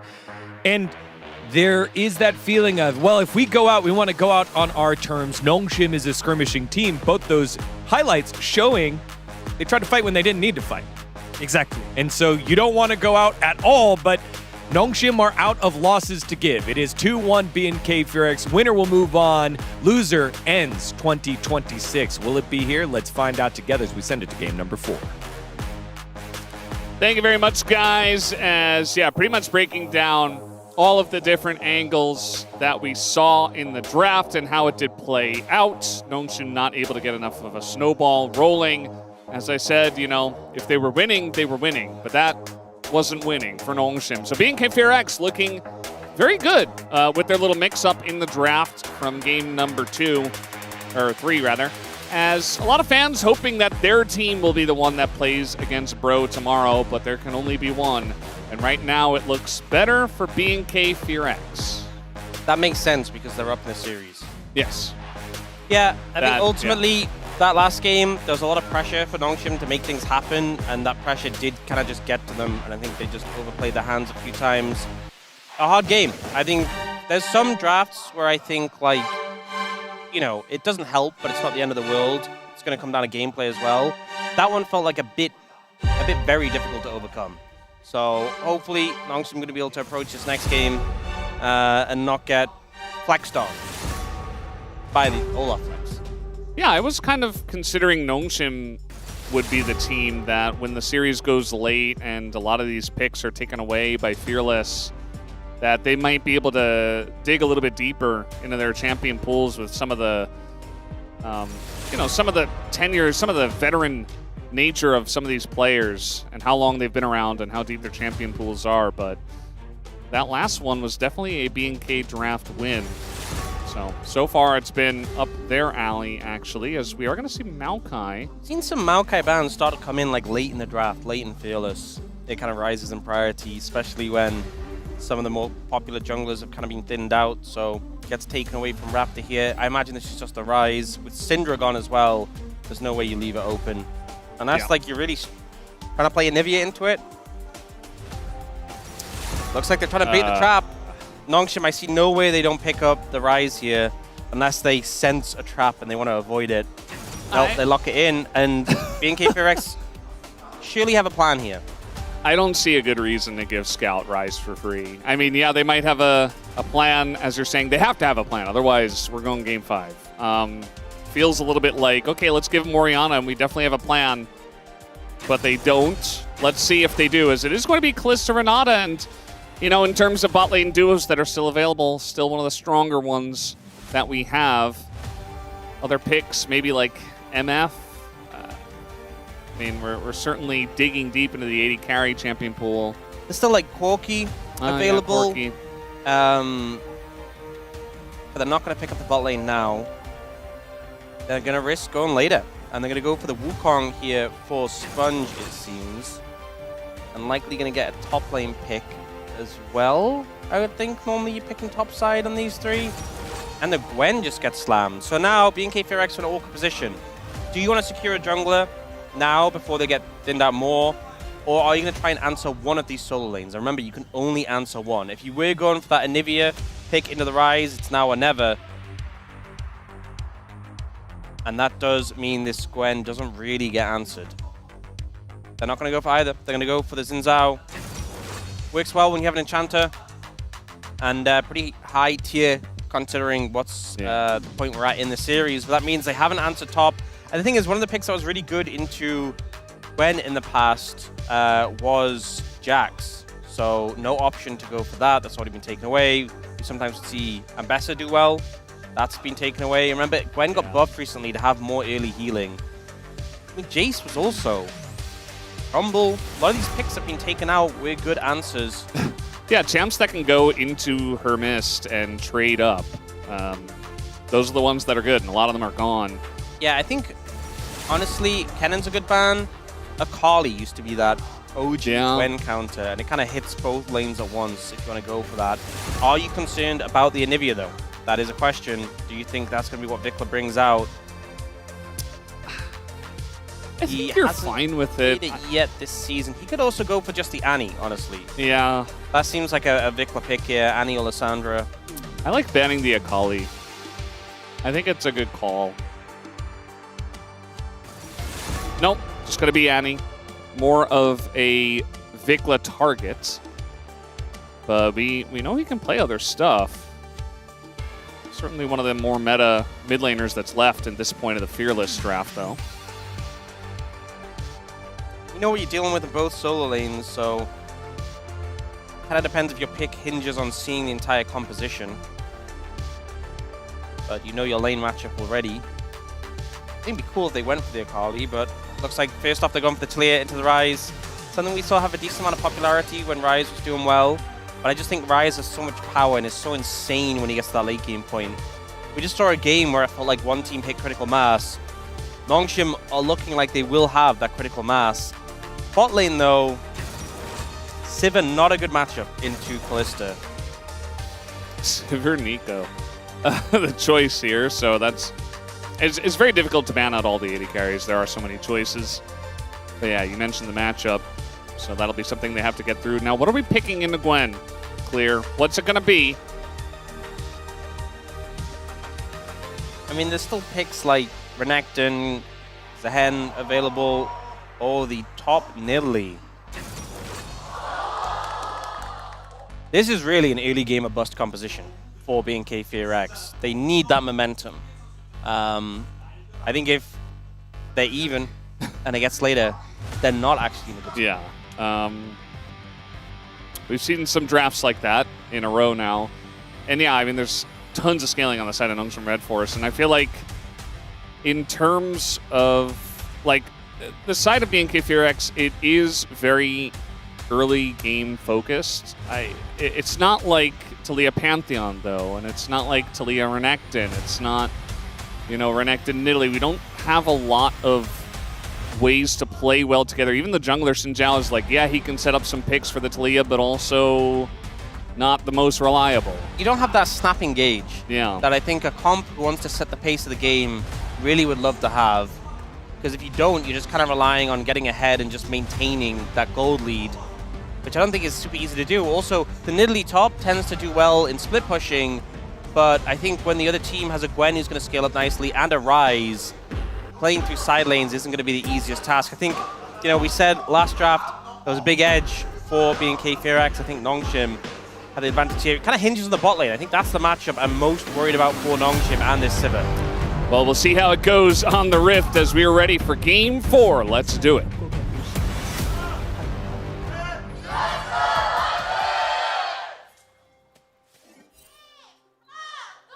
미니언들이 생성되었습니다. All right, here we go, game number 4. And just a reminder, if Nongshim lose here, all these players are done for the year. Yep. That's it. It's just, it's over. Pressure. Until next year.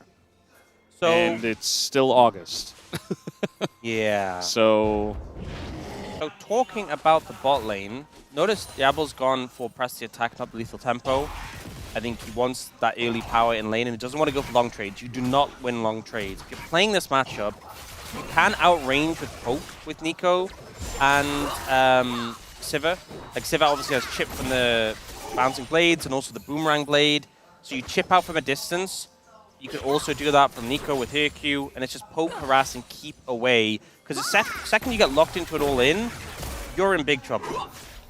And the thing with the matchup with the 80 carries is into Kalista, if she's stacking spears on you, you just have to guess with the spell shield. Because spell shielding their end is massive, but like it's so hard to just guess slightly before the Kalista feels like they're going to spell shield. If the Kalista waits, you're just dead. Yeah. It's not a whole lot of fun. Svikla's going to throw some rocks at Scout here. Especially as you're so short-ranged on the Sivir. Yeah. It's really fun. But they are doing a good job so far, just getting the poke down, keeping them at bay. Don't get baited into the all-ins. Especially level 3 is where there's mega danger. Of course, they did see Sponge in their own jungle, so they knew he was down there. Makes a potential dive in top lane a thing. Although, you got to get Gwen kind of low before you do go. Oh, speaking of that, yeah, doesn't really have a health bar. Double buff here for Raptor. And level 3 is going to be hit by Kingen, but I think they just run at the Gwen. And there it is, first blood. Going to go straight over to Clears Nidalee. Yeah, really good flash there just to get out of the turret range from Raptor. And also he stacked up the passive on the Krugs so he could just instantly knock up Kingen. Even in the shower, didn't allow that sort of outplay potential to be there. It's a good start, a needed start for BNK FearX. Yeah, they need to get ahead.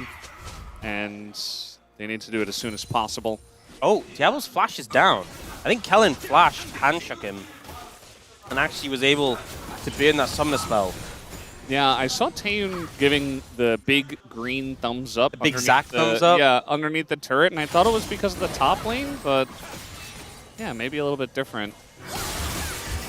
So I'm actually watching the, yeah, he actually flashed hand-shook. I was watching the mini-map. Of course, a nice dive in the top lane, which we just saw. And this makes it delicate. If Diablo doesn't have the flash, if he oversteps slightly, gets tagged by something, Taeyun could just run him down and then, or hop him down and then flash to kill him. So even though it's been a good early lane for Diablo the Hens, it's still scary, still a precarious matchup to be in.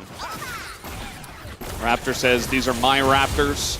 And he does get them. Sponge taking a lot of damage, but also stunned down onto Raptor, who is going to get rooted here by the Rise. Scout wants the kill as there's the bailout, but he will not be getting a takedown, so a kill goes over to Scout early on here. Yeah, good play there. Scout gets the root, and Lehen's is the Blooming Burst? I think it's called. Oh, we'll see the replay in the bottom left, how the flash got burned. The flash just caught Diablo off guard. Have this. We got a dead Vikla here in mid. He has flash, but yeah, just running around behind him and catching him. Great setup there, and playing around these roots well. The thing I was saying about the Bloom and Burst is for a support, for a rank 1 ability, which it is right now, it does a lot of damage when they're trapped in it. It just keeps proccing and proccing and proccing. So you see the play here. We see Sponge getting chunked out, but they push the play further. Then we get the root on top of it. It's like 1 hit, 2 hit, 3 hit, allows Scout to move in and finish off Raptor. Not much recourse. And then the mid lane play, Vikla trying to push his wave in. Bahen's right behind Sponge there. Just great angles here. And Sponge even commits the flash early because he knows he can't dash over the rock. Just early commits. Like, we're getting this kill.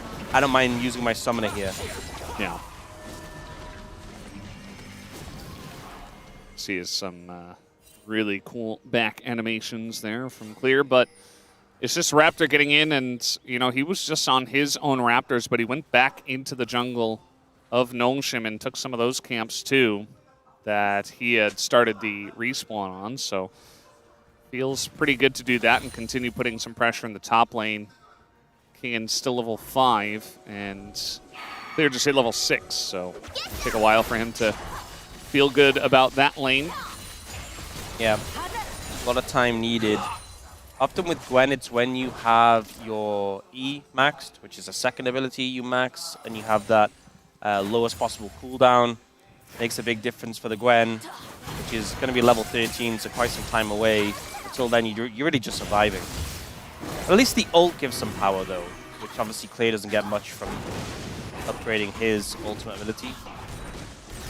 You can see the trading pattern that we had in top lane is the Nidalee goes in, takes a little bit of damage, does a lot to you, and then just heals it up. So it's frustrating. Get your ult, play into, and try to use it in an all-in if possible. Otherwise, you're just dying. Speaking of which, get your ult and use it in an all-in is happening right now as Clear is being run down here, but just runs under the turret, takes turret aggro, knows there's a Rise behind him, and is doing a lot to Kingen, actually. Gets that last grasp stack. I think eventually he will die to the Rise. He's actually doing a good job of kind of making this interesting. Can even try to threaten an execute or try to run away, but the root comes in and he doesn't have another jump. Oh, there's the heal. Okay. Keeping this interesting for a long period of time. He's dodging everything. There's another one. If he gets another heal. Okay. No, it's not going to happen. Scout presses his ability. That can't miss. Yeah, so eventually he does go down, but the amount of time that was wasted was quite a lot. We saw Vikla pushing the wave, get this mid lane tower chunked a little bit, get a plate there. Does mean Kingen. I think the best thing about that for Nongshim was that Kingen didn't have to stick around. He could just go back to top lane, push it in, get some farm, get a plate. Otherwise, you would have felt pretty awkward about that whole passage of play. And we've seen bot lane staying pretty even. So Lahens and Diablo doing a good job.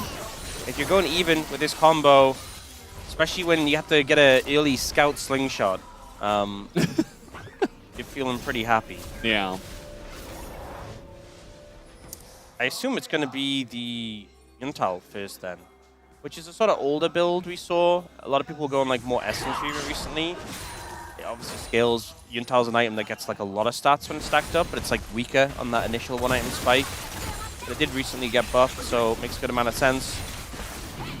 I think the fact that the gold's even at 8 minutes doesn't sound like a big deal at all. There's still time for BNK FearX, but doesn't feel the best. The fact that Scout has 2 kills already on the Rise is worrisome. Yeah, I mean, they're kind of sailing through the early game. Like, there were a couple of punishes, I guess. And that was about it. I mean, they got that dive in the early game, and Nongshim got 3 kills in response. And, yeah, just sailing by. You know, they get 1 grub. That's fine. Yep. That's really all they're looking for. They're not really looking to try to take a fight right now. Don't need to overcommit. That's the big thing. BNK FearX are potentially threatening Diablo there, but he does step back and disengage in the situation. So, not going to get caught out there. Dragon hasn't been looked at really by either team. And I think it makes sense that Nongshim aren't in a rush to start it up. Uh-oh. Standing on a ward is Lahens. There's the handshake. It's pulled through the rocks, and the flashing Gage Renata. And Kellen picks up the kill. Honestly deserved. I think many sort of things happened there, and Lahens was like, oh, it's okay, though. No, it's still okay. And then eventually he was just dead. I will say, though, the kill, nice to pick up for BNK FearX, but Lahens holding his flash. Flash so valuable for the Nico. If you're planning to fight at all, it's honestly better just to die and keep the flash for that fight. We'll see if that ends up being put to use. Either way, not ideal for Lahens to be going down there.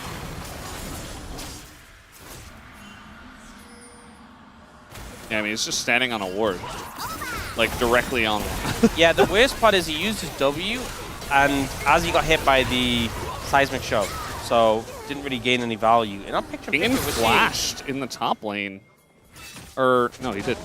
He just dashed in. Looked like a flash in the small little screen we had in the bottom left. Okay, well, we now learned the limit of what you can play-by-play on, and a small screen that's like... My limit, at least. 4 inches across. Yeah. A little too small for you, Brendan. It's a little bit... That's good to know. Not quite my tempo. Yeah. But putting a lot of pressure on now is Kingen, and this top lane matchup is feeling less convincing. Especially because Clear is low on mana. Oh, man, he jumps in directly into the Gwen. Now he gets flashed on, and that is just disrespect. And Kingen sits him down. Yeah, that was disrespect. I don't think there's any other way to say it. Clear overplays his hand, and we've seen games where Nidalee top has gotten a lead. It's just not been that useful. If you're getting solo killed by a Gwen at level 9, I don't think you're going to make it. Yeah, well... Kingen is going to make it. He is, and Sponge is right there, even with 3 people there. I think Nongshim are totally fine with that. And now there's 4 people in the top lane. Clear just going to go bot. He's level 8, by the way, just hits 9. And just getting ready for the eventual Rift Herald, I guess. I feel like so much of my thoughts about this game were kind of conditional on like Nidalee winning. And despite that, there was still a lot of hope for Nongshim. But it feels like I'm putting a lot of weight on this one moment. But to die to the Gwen here is just so disastrous. Really well got played him. by Kingen. And yeah, he did get him. He seemed very excited about it. Almost a little bit surprised. Although I don't think anyone was surprised by him getting that kill after the jump in. I was surprised by Clear jumping in. Yeah, but after that happened, I think, you know, even Kingen was like, oh, I think I just get him here. But yeah, excited about the kill nonetheless because it really does get him back in the driver's seat in that side lane. Even though he's still down about 500 gold, and we do have a Trinity Force finish by Clear. But again, Gwen is going to scale a lot better than this Nidalee. Level 13, when the E is maxed, you get like the most cooldown refund. You know, when like you dash and then you auto and you get the refund. That's the point where I think Gwen is just really unleashed. And, you know, back in the day, the cooldown refund was flat. And that's why she was so much stronger early. And now, the fact that you have it scaling up to 65%, it kind of put a dampener on an early game. But if you get through it, a very formidable champion to deal with. And I don't think BNK Fearx have the tools. Oh, no. Everybody is trying to dive into Clear right now. The knockup comes in into the roots, and yeah, there's just too many people. Now the wall comes in, and that's why we see Talia into Rise. For the response wall after your side laner already dies. So at least, you know, Taeyun is down there. Avicla stays in the top lane and is doing a lot of damage to Sponge, at least, who is getting quite low, and he does actually get the kill, so Avicla gets away with it.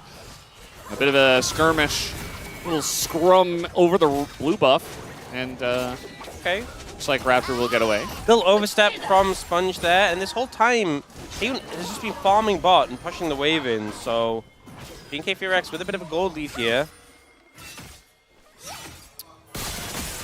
Yeah, and Kingen, I mean, he's eating pretty well. This is a big commit from the side of Nongshim, but this is a good play. It's worth. I like this. The catch-up clear, pretty straightforward. But the follow-up play is just a bit of an overstep, because Sponge is already pretty low when they go for this. And you know, you have limited time. When you go for a play like this, they are eventually going to move in and respond. Sponge spends too long there. Kellen comes in.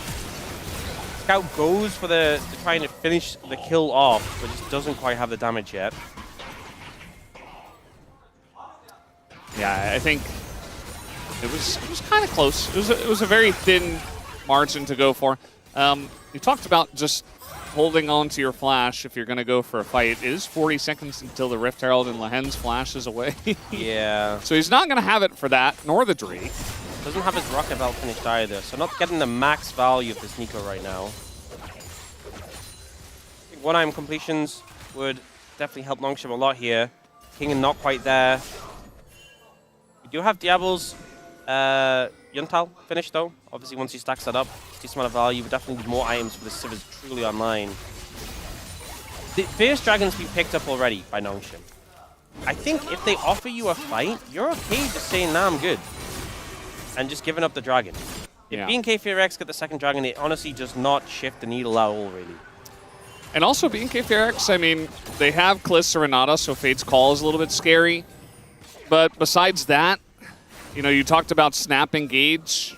We have Xinjiao, we have, you know, maybe like a Talia wall set up. There's really not a huge amount of threats, so... One thing you do have to worry about is of control. If they're on the objective, Xinjiao often stacks his Q up on it and then dashes on you. They don't have to fight this. And I think it's dangerous to go for it. I think this is the right call. I think this is good from Nongshim. There's no pressure on you to make this happen. You're missing some key things like Lehen's Flash and Rocket Belt. Nice little disengage there. Using the warp strategy from Lehen's. They didn't have Flash, so, you know. It's an Ocean Soul as well, which feels really good because it means even if BNK Fear start stacking dragons, you're not overly concerned. Yeah. They are looking at the Herald though. This is a bit more worrisome if they get it, a bit more meaningful. Yeah, BNK Fear setting up here. We do have the Realm Warp behind them.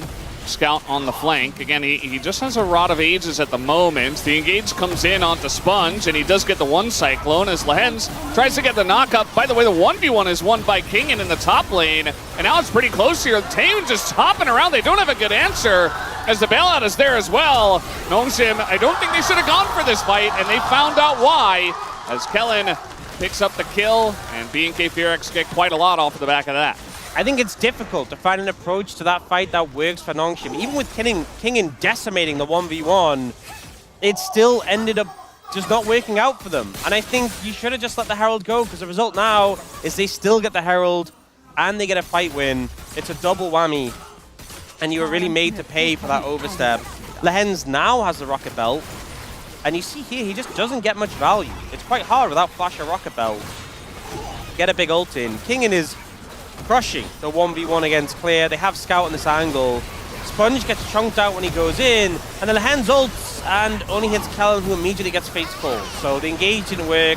Taeun starts getting autos down, but with the bailout, it's just never under any threat. Diablo doesn't have the damage, doesn't even have the mana to take him down. This was a play that followed. A good decision from Nongshim not to take the dragon. Goes into a poor decision to contest the Herald. Yeah, I don't know what Clear said, but it's definitely frustrated by a situation. That's all I can really say. Sponge in a rough spot here. He's trying to just flash out of this one, but the flash on him from Raptor is going to be his demise. And Clear at least will pick up a second kill. And I mean, this is exactly what BNK Fearx needed. Yeah. They get the Rift Herald, they get a fight, a huge one, they get the mid-tier 1. I feel like the game was in danger of stagnating for BNK Fearx, and then Nongshim playing the hand, and suddenly they're the ones who can be the aggressors. Just charge at Nongshim, and they'll eventually, someone will step out of position, you can finish them off. Taeun, 1,900 gold ahead, and this 2-item spike for Kalista is vile to play against. It's a fact as well, the Static Shiv applies the Ren stacks when you get clipped by it. Sponge is just trying to find an angle here, has a bad flash, and then gets caught out. But it feels frustrating now because the Kalista can kind of just shove the Sivir in, and then when Sivir tries to clear the wave, you get tagged, you get poked. It's not a fun position to be in. Yeah, now, I mean, BNK Fearx, it's not a lot of pressure from the Drake per se, but they have all the map control. And really the next thing on the to-do list is to find out a way to get far enough ahead to probably scale into Baron and then try to end this game before Nongshim gets online. And, I mean, Clear isn't a big side lane threat at the moment, so I am curious how they're going to utilize this Nidalee, as he can't even win against Kingen down 2 levels. But, I mean, the team fight still looks good for now when they're this far ahead. Scout is going to get away with his Realm Warp, but that is the turret down, so that's all the outer turrets, plus the mid-tier 2. Kellen is, he's got, you know, the Kalista, and there you go. He throws himself back in, and he's actually totally fine, and out Diablo is totally baited. It looks silly, but with the Kalista right there, he knew the range of it. Is now Taeun is just frontlining. He's just going in there with the Rend. He is not going to get the bailout, funnily enough. Maybe on CD there, as now we're just going super deep for this one. Clear looking for the kill on a Sponge. He says, I am useful. And he will live with the help of Kellen, who makes it all possible. That's 5 kills for BNK. And Nongshim just keep playing into BNK Fearx's hands. They see Kellen here. It's a Kalista Renata. You know what is going to happen. This isn't some new thing. We've seen this combo a million times. They try and go for the Renata. The Fate's Call comes in to keep him safe. Diablo isn't in a good position in a team fight. Taeun goes super aggressive, but it has the bailout to make the play extend. It does end up timing out the end, and they just keep jumping forward. Clear, who had a rough time up against Kingen, finding some good value here. So we're following Taeun. He's saying McHale's. So much damage there. to just execute the hands. 야 라이즈 잡았어 라이즈 잡았어. Said we got Rise. Or he got Rise. I guess that was the rend target he got. So now Raptor, really far ahead in the jungle, has 2 items. Kalista, crazy strong, approaching 3 items. This went from a game where I think Nongshim had a good hold on it to just out of control in no time. Yeah. And this can happen when you're into things like Kalista Renata, and you have a pretty short-range composition. You know, a lot of people think of like Kalista Renata, you have to crush lane and the game is over. But it really can be difficult for some teams to deal with. We've seen players have fantastic late games on this champion. Pays, Ruler have really ran games on this pick. And now Nongshim have gone to this uncomfortable position where it's so hard to step up, so hard to be in range of BNK Fear X. And you're still so far away from really hitting your big spikes. Like 3 items on Sivir, 3 items on Rise with the Actualizer. Like, the fights that they go for are all happening when Scout doesn't even have a fully stacked rod. Yeah. They do not have the damage to fight those, even if they're getting like really fantastic engages, which they didn't.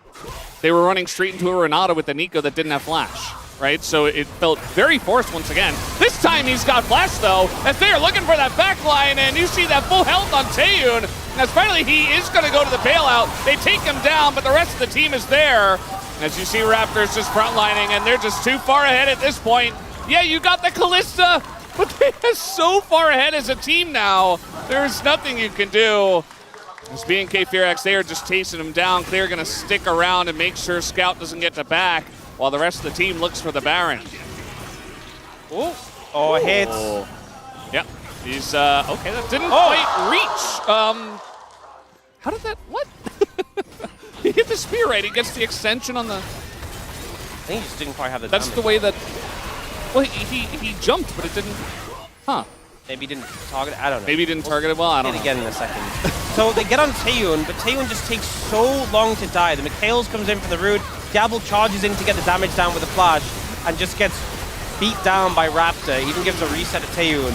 And sure, the Kalista's dead, but there's just so many other threats, and there was just no real gas in the tank here for Nongshim after that initial engage. Then we get this little runaway situation. We're not going to see it again. We don't get to go over it once more. Scout is getting stronger. He's approaching level 16. He's approaching the Actualizer. We have seen games dictated by this Rise pick on the 3-item spike, on the level 16 point, but there's a lot of threats in the other team that are very scary, and Diablo's a long way away from really being online right now. Yeah, and it's hard to say that you can really just run straight into a Kalista who has Wit's End and bail out, and you know, even if you do burst, or are you going to get through the bailout before dying, or someone on your team dying? Or? I mean, I think the ideal point for Scout is when you have Actualizer, which he just picked up with level 16, and then you also have a Seeker's Arm Guard. Because then Seeker's Arm Guard is so good against the bailout specifically, because if you do kill Taeyun and he's trying to revive, you can just stasis and wait till he actually dies. But are you going to be able to run into them alone, you know? And, no, it's a team-wide thing. And hope that somebody else doesn't die? And yeah, well, that's kind of the issue. Yeah. It's like now he's hitting his spike, but I just don't know. Like, the main target is absolutely Kalista. But, I mean, even Vikla's like 5-1-7. He's no slouch. Oh, he's not Ryan. Flank. Hasn't been spotted. Okay, they're just sending it in. We do have the Realm War provision, I suppose, as he's just going to flash on a Vikla and try to actualize him, and they get Taeyun on the right side. A lot of damage going into him, and they finally take down the Kalista, but Diablo falls as well. And that might just be too much here, as BNK Fear X, they clean up the fight, and they might have just booked their ticket to the next stage of play-ins. That's game. Nongshim try the flank, try to find the approach to shut down Taeyun, and yes, he goes down, but the rest of the team stands strong. Scout does not get the value, and BNK Fear X will face down Hanjin Breon for the last spot in playoffs. Nongshim, this is the end of their season, the end of their year. Yeah, it's kind of sad to have them go down like this, but BNK Fear X were absolutely the better team on the day. You cannot take that away from them, as Vikla is ecstatic. And it will be the battle of the Bs. The two B teams, BNK FearX up against Bro for the last spot in playoffs. As big hugs to Lehens. Gotta wonder when we'll see him next. And you saw the smile on Taeyun's face. This matchup against his former team, and not former team from last year, former team from earlier this year. Traded off and taking them down, taking them out of the tournament. That's got to be some satisfaction. Yeah, it is pretty gigantic. And BNK FearX, excellent performance today, as that is a sponge being wrung out. And we know who that is aimed at. I love the banter between Mr. Sponge. Yeah, we did not get to see the lamppost. Or was it Sponge that was the lamppost? I don't know. No, Sponge said that about Clear. He said he was. Yeah, but they're both so tall. I'm like, who was the lamppost in this case? Maybe it was. No, yeah. Very nice stuff. Raptor shows up. He wasn't necessarily the main character of today, but absolutely a good performance, as that is a ripped sign, and BNK are going to win this one, says Vikla. He says, no, as we already have some crying fans. Don't worry, they got to play again tomorrow. Think about it. Oh, Think about it. Go to sleep. Get out of here. Oh my God. Hey. Oh, he just slaughtered them. Kellen's just Kellen. Very humble. Very humble. Yeah. I did my job. I'm an amazing Renata player, by the way. I mean, the bot lane. Witness me. We expected Taeyeon and Kellen to be on fire, and they really were. I think the thing that really stood out for me was Vikla.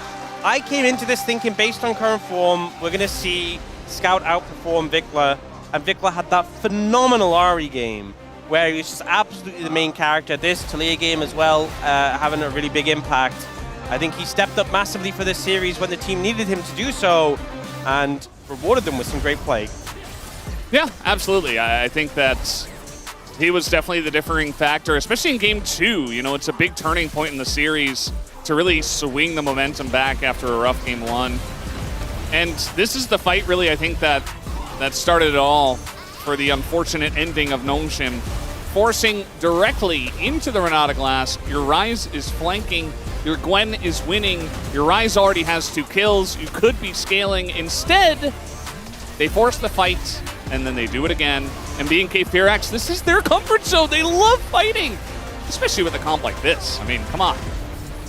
You know, Nongshim tied with DNS, best record in round 3 to 4, dominated Game 1 of this series, and then it was just 3 in a row for BNK FearX. Lost all of that momentum and just never really gained it back. It felt like Nongshim just constantly trying to take out Taeyun, and Taeyun was like, I'm not on your team anymore, leave me alone. Yeah. And I think at this point, kind of over, and then they tried to send it one last time. Yeah, the Ryze is so strong, and they kind of just, Scout just went in solo, and it was like a trade of Taeyun for Scout. Like, Nongshim needed Scout more. BNK FearX needed Taeyun. Yeah. Diablo, like, he gets his kill and he like almost lives, but then Raptor ends and he's just saying it's over. It's donezo, basically. He's saying, okay, go home. Taeyun's like already trash talking the game. Like the Nexus isn't even down. You can tell he's very happy. Oh man, he's ecstatic, especially after we had this situation where they won that first match and then it was Nongshim having the edge. Yeah. But this is the one where it matters. This is the one where it really matters. And for it to be an elimination match as well, a lot of satisfaction for Taeyun. Nice. I love those when the players are really feeling it. So the post game, yeah, Kingen did a lot, Scout did a lot of damage. That's a smooth damage graph. Kellen letting the team down a little bit. Yeah. It's okay. This Renata Glass is still fantastic. Oh no, he did fantastic, just didn't do quite as much damage. Yeah, he should have built AP, I think. Yeah. Then he could have gotten close. So, BNK FearX will win. And who will pick up the POM? It will be Vikla, and I think this is a very easy call. I honestly thought that I could see some people going for Taeyun. I think that would have been justified. Didn't get a great series, but Vikla for me, as I said, the player I was most worried about specifically in this matchup stepped up massively. The Ari game, an all-timer, just dominated. Yeah. And I feel like, you know, we've just had an All-Pro. The regular season, obviously very important to be high in the standings, to have a good performance, to look good, but all of that to the wayside. When you get to play-ins, when you get to playoffs, it's the performance there that really matters, and Vikla showed up today. So Vikla's going to get POM, but we are on the space going to have an interview with Taeyun. What a treat. I love that we get that right after this victory over Nongshim. I'm sure they're going to ask them all the spicy questions. Yeah, he's going to have some spicy responses. Yeah. Also, on the global side, we had a lot of predictors for the side of BNK FearX. We also had 4 of us going for 3-1. Wolf, Huni, Umpty, and Digon. So I guess Umpty is kind of like both, but... The Korean side was all Nongshim, and they all just got flattened on the back of this. You and I were also Nongshim, so... Yeah, we're aligned. Yeah, it is... When I came into today, I was like 3-2 because it could be either team, but I thought Nongshim would have the edge. I was wrong. BNK were the better team today. Yep, you know, I kind of had that impression as well, but it's a performance on the day what matters, and BNK FearX certainly had that. The form is big. BNK FearX will move on, and we have the interview now. Let's hand it over to Deer. Thank you very much, guys. This is Deer for the POM interview translation, joined by Vikla on the side of BNK FearX. Congratulations! You got your revenge on Nongshim and will advance to the final round. How do you feel? I mean, I just really wanted to win to the point where I would die. So honestly, I'm just really happy that we're able to win today, and I just want to keep this momentum up for the next match. And this is your first LCK POM of 2026, so how do you feel?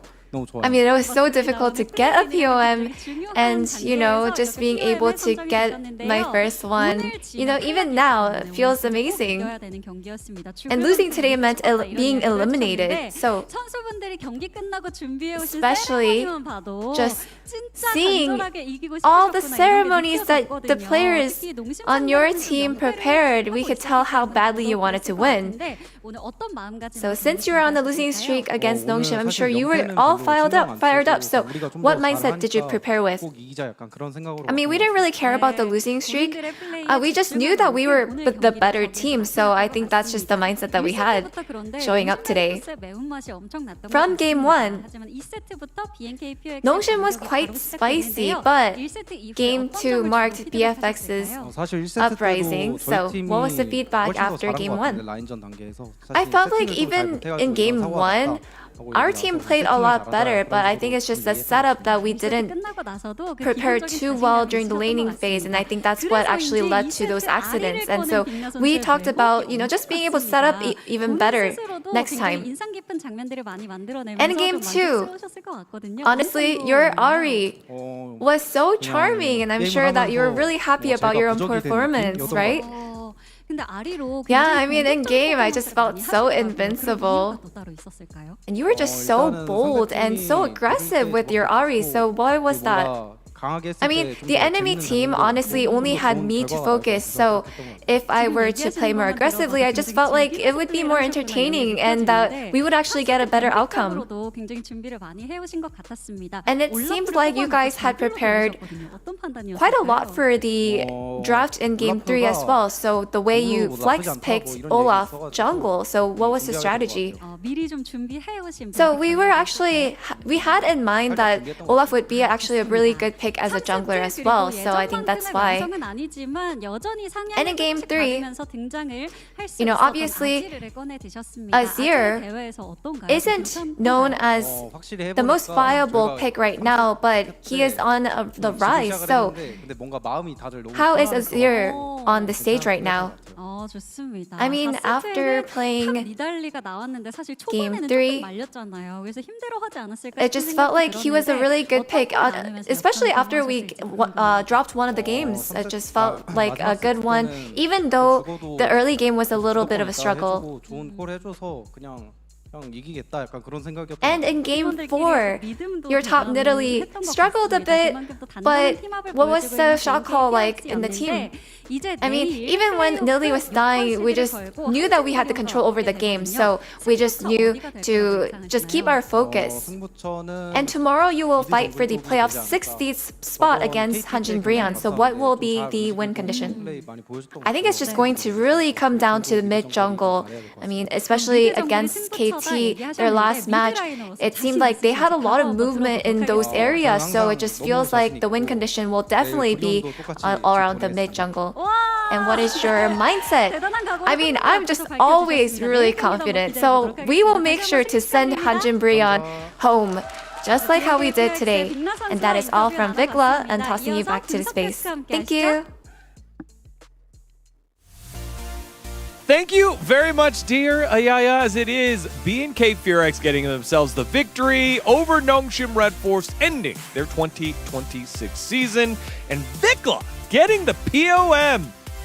After a big performance, he continued it beyond the Ari game where he bought Medjais, Morellos, and led them to victory here. Soul Stealers. Soul Stealers. Yeah. But anyways, it was such a great game from Vikla in general. I think before we talked about it in the pre-show, I think it's all about the mid lane matchup. If Vikla can handle Scout in the mid lane, they could win. So they did. I think it was such an impressive performance from him today. Yeah, I mean 100%. He was the one that actually faster movement from the map, and also he was so proactive, even from the draft as well. Like he's so willing to play so many different type of champion that he had to help the teammate, and I think he did perfect job today. All right, let's get into the POM results. It was 5 out of 13. Could have gone multiple different ways, as it was a tie. Is that a multi-way tie? Yeah. Between Taeyun, Clear, and mid lane. 1, 2, 3. Oh, it was Taeyun and Vikla. Taeyun and Vikla, and ultimately more votes from the analysts. I mean, for sure, bro. I mean, for sure, you have to shout out top lane as well. Like Clear, like especially, I was so impressive. The last game of the Nidalee, he was dancing with the Ryze like whole minute. That was crazy. Yeah, I voted for Vikla because Vic levitating. He was levitating. I like my opponent today. What you think? I think it's one of my best opponents ever. What you think, Vika? Oh man, when I like just got this opponent in my head, I was so happy that I kind of connected Vikla and the levitating, because you know Vikla did good, right? And you know what levitating means, right? So it's like connect. It's so good. Boo! Wadid, stop. Why? That's not bad considering it's Wadid. Perfect. That's perfect. It's right here. Oh my god. He's so good. And for me, it's a Taeyun. Good game, good line. You know, hit me the ceremony with it. You know. Ooh. Yeah. Ooh. We're gonna ask about what does that mean. What does that mean by that? Because I don't know what it means. Yeah. What do you mean? What do you mean? We can get an explanation. There's Ox with "It's the Year of Vikla" in all caps. He again got the front row seat of seeing Vikla pop off and B&K Furex get the victory. Speaking of having a front row seat, we're about to have a front row seat right now with the bot laner, with the celebration that everyone's going to talk about. Taeyun is joining us here in the global space. Taeyun Sensu. 안녕하세요. 안녕하세요. 축하드립니다. Congratulations! Let's go, Taeyun! Wow. Welcome, Taeyun. Hello. 안녕하세요. How was that game for you, and what did you mean by that celebration? 게임은 좀 어땠고 오늘 게임 어떻게 생각하시고, 그리고 마지막에 또 이제 세레모니 하셨는데 그거에 이제 저희가 좀 궁금해가지고 혹시 여쭤봐도 괜찮을까요?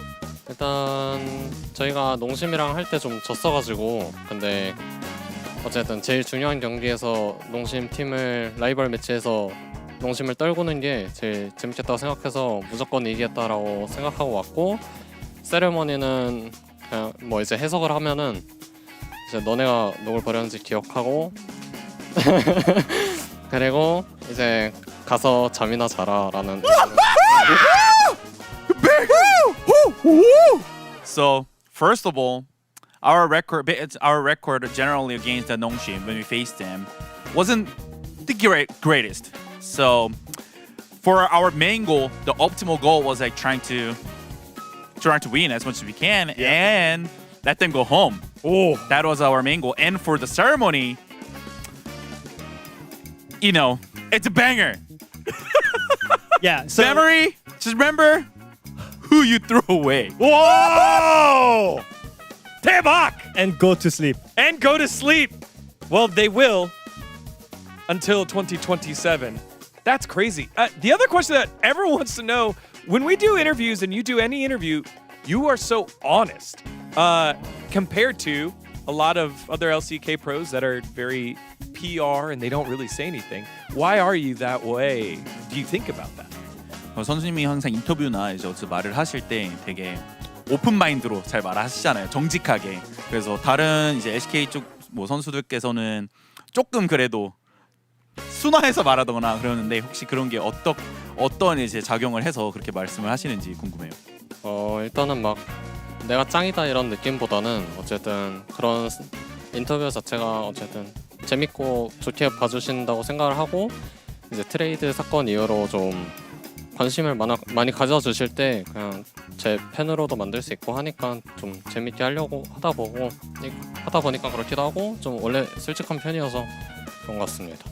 Yeah, I mean, as a being human nature, I'm really honest, and also especially after the trade happened, like you know, I decided it would be more fun to say actually this kind of stuff, and you know, just saying really this kind of stuff, especially on an interview on the public, it makes more fun just watching esports and LCK. True to say? That chat, was that fun? Let us know. We'll show for sure. Taeyeon in just a second. I like Taeyeon. So I love Taeyeon. I love It's so Taeyeon. great. I love Taeyeon. But anyways, we gotta talk about today's games as well because it was a lot of flex picks happening between the games, and I think I want to know like who brings those kind of flex draft ideas into this series because I think that must be like really complicated, you know, when you come to think about the fearless draft, right?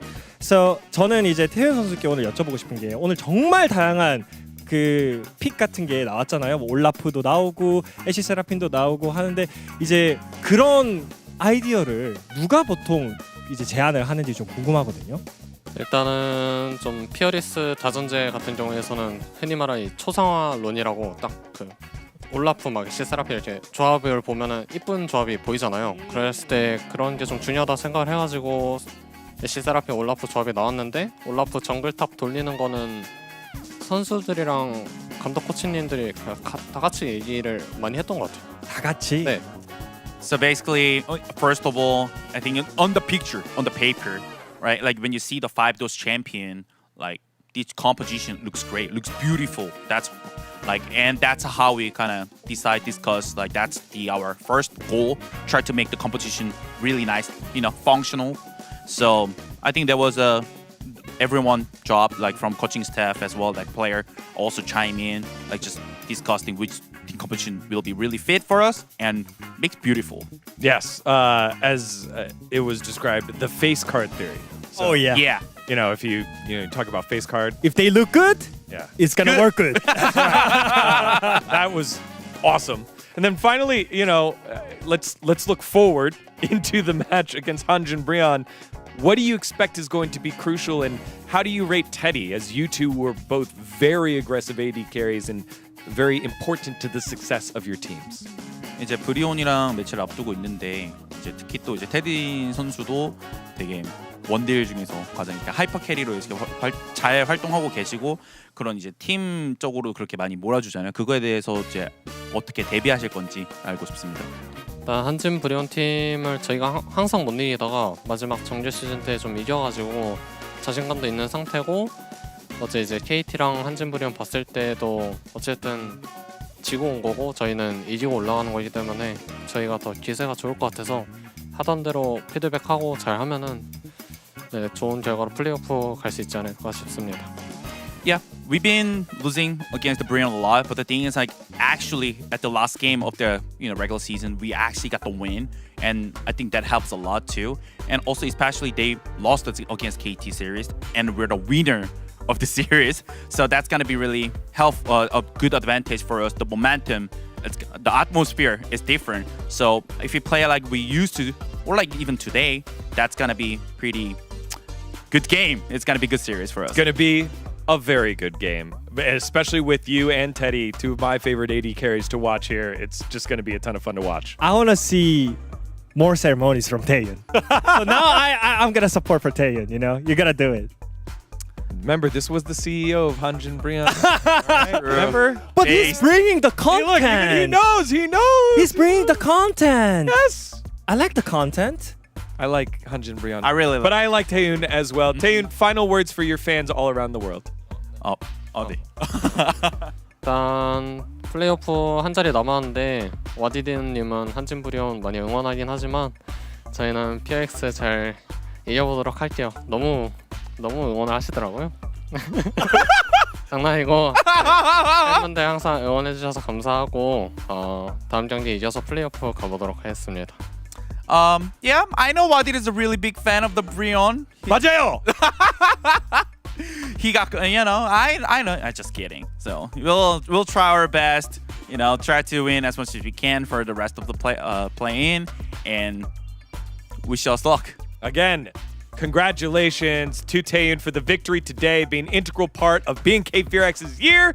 Not done yet. One more match to go. 축하합니다. 감사합니다. 감사합니다. All right, Taeyun, the Truth Teller. A new nickname for Taeyun as he and the rest of BNK Fearx, they win 3-1 over Nongshim Red Force, ending their season with BNK Fearx, then moving on to that final elimination match over in the play-ins for that last spot in the playoffs. What a game. And I think I'm expecting more from these teams. As we said, it's gonna be Teddy versus Taeyun on the bot lane. I think those two AD carries are by far the best AD carries in the Rise groups. I mean, the bottom side of the team, right? I think both are playing really well when they put the resources on them. So I'm really excited for this match. The battle of the T, the AD carry. Oh, the Typhoon. The T. Tycoon? Tycoon Teddy against Truth Teller Taeyun. Truth Teller. Bro, Taeyun. I got scared when Taeyun mentioned that. Oh, Wadid, you're a big fan of Brion, so good luck. Man, I was so shocked. But he did say just kidding. Yeah, he was kidding, but I really like it. He's so nice. That's the confidence. That's the content. I know. If Taeyun wins, I think we should invite him once again, and Sure. I'm down to just kneel. If he in front of him. wins, sure. Yeah, I can't wait for him to do one other I'm ceremony. down. I think that it was. You're stressing me out as a bro fan here, Wadid, because Taeyun's the type of player that just needs to feel a little bit of disrespect, and all of a sudden he plays out of control. And now it's your fault. If he has a great game, it's your fault, Wadid. You saw him, right? Yes. He was Did you see fire his in eye? my eyes. Yes. I was so scared, man. Right now, I think he's so ready up Yeah.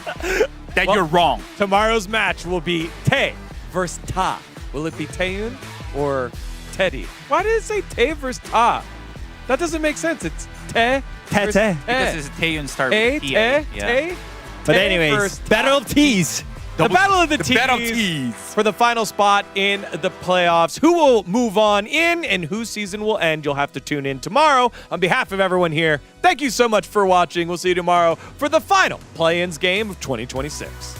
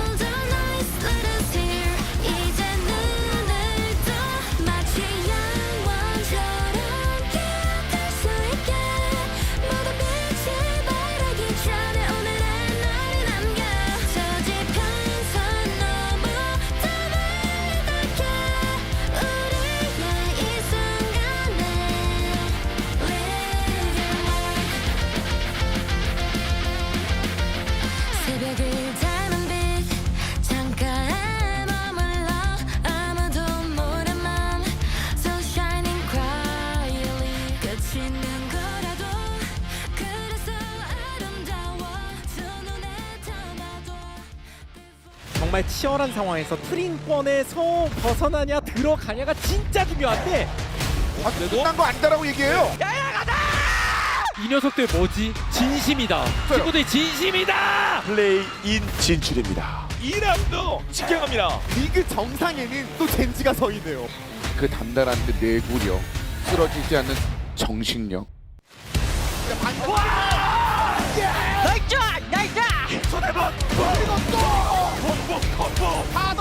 나이스. 아 이거야. 젠지가 진짜 너무 무섭네요. 하나 생명 돌격! 역시 T1은 T1이구나. 도서관 메이커의 비용을 오늘도 살리네요. 게이지에 올라갑니다. 공부의 혁명. 매콤한 농심 레드포스. 여우들이 돌아왔나요?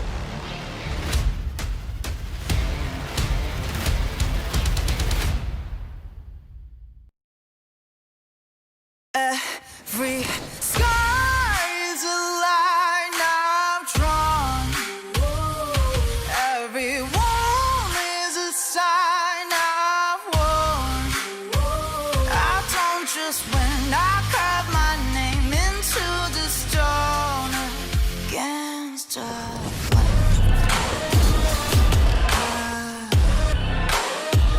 I don't just win, I live my mark into the stone.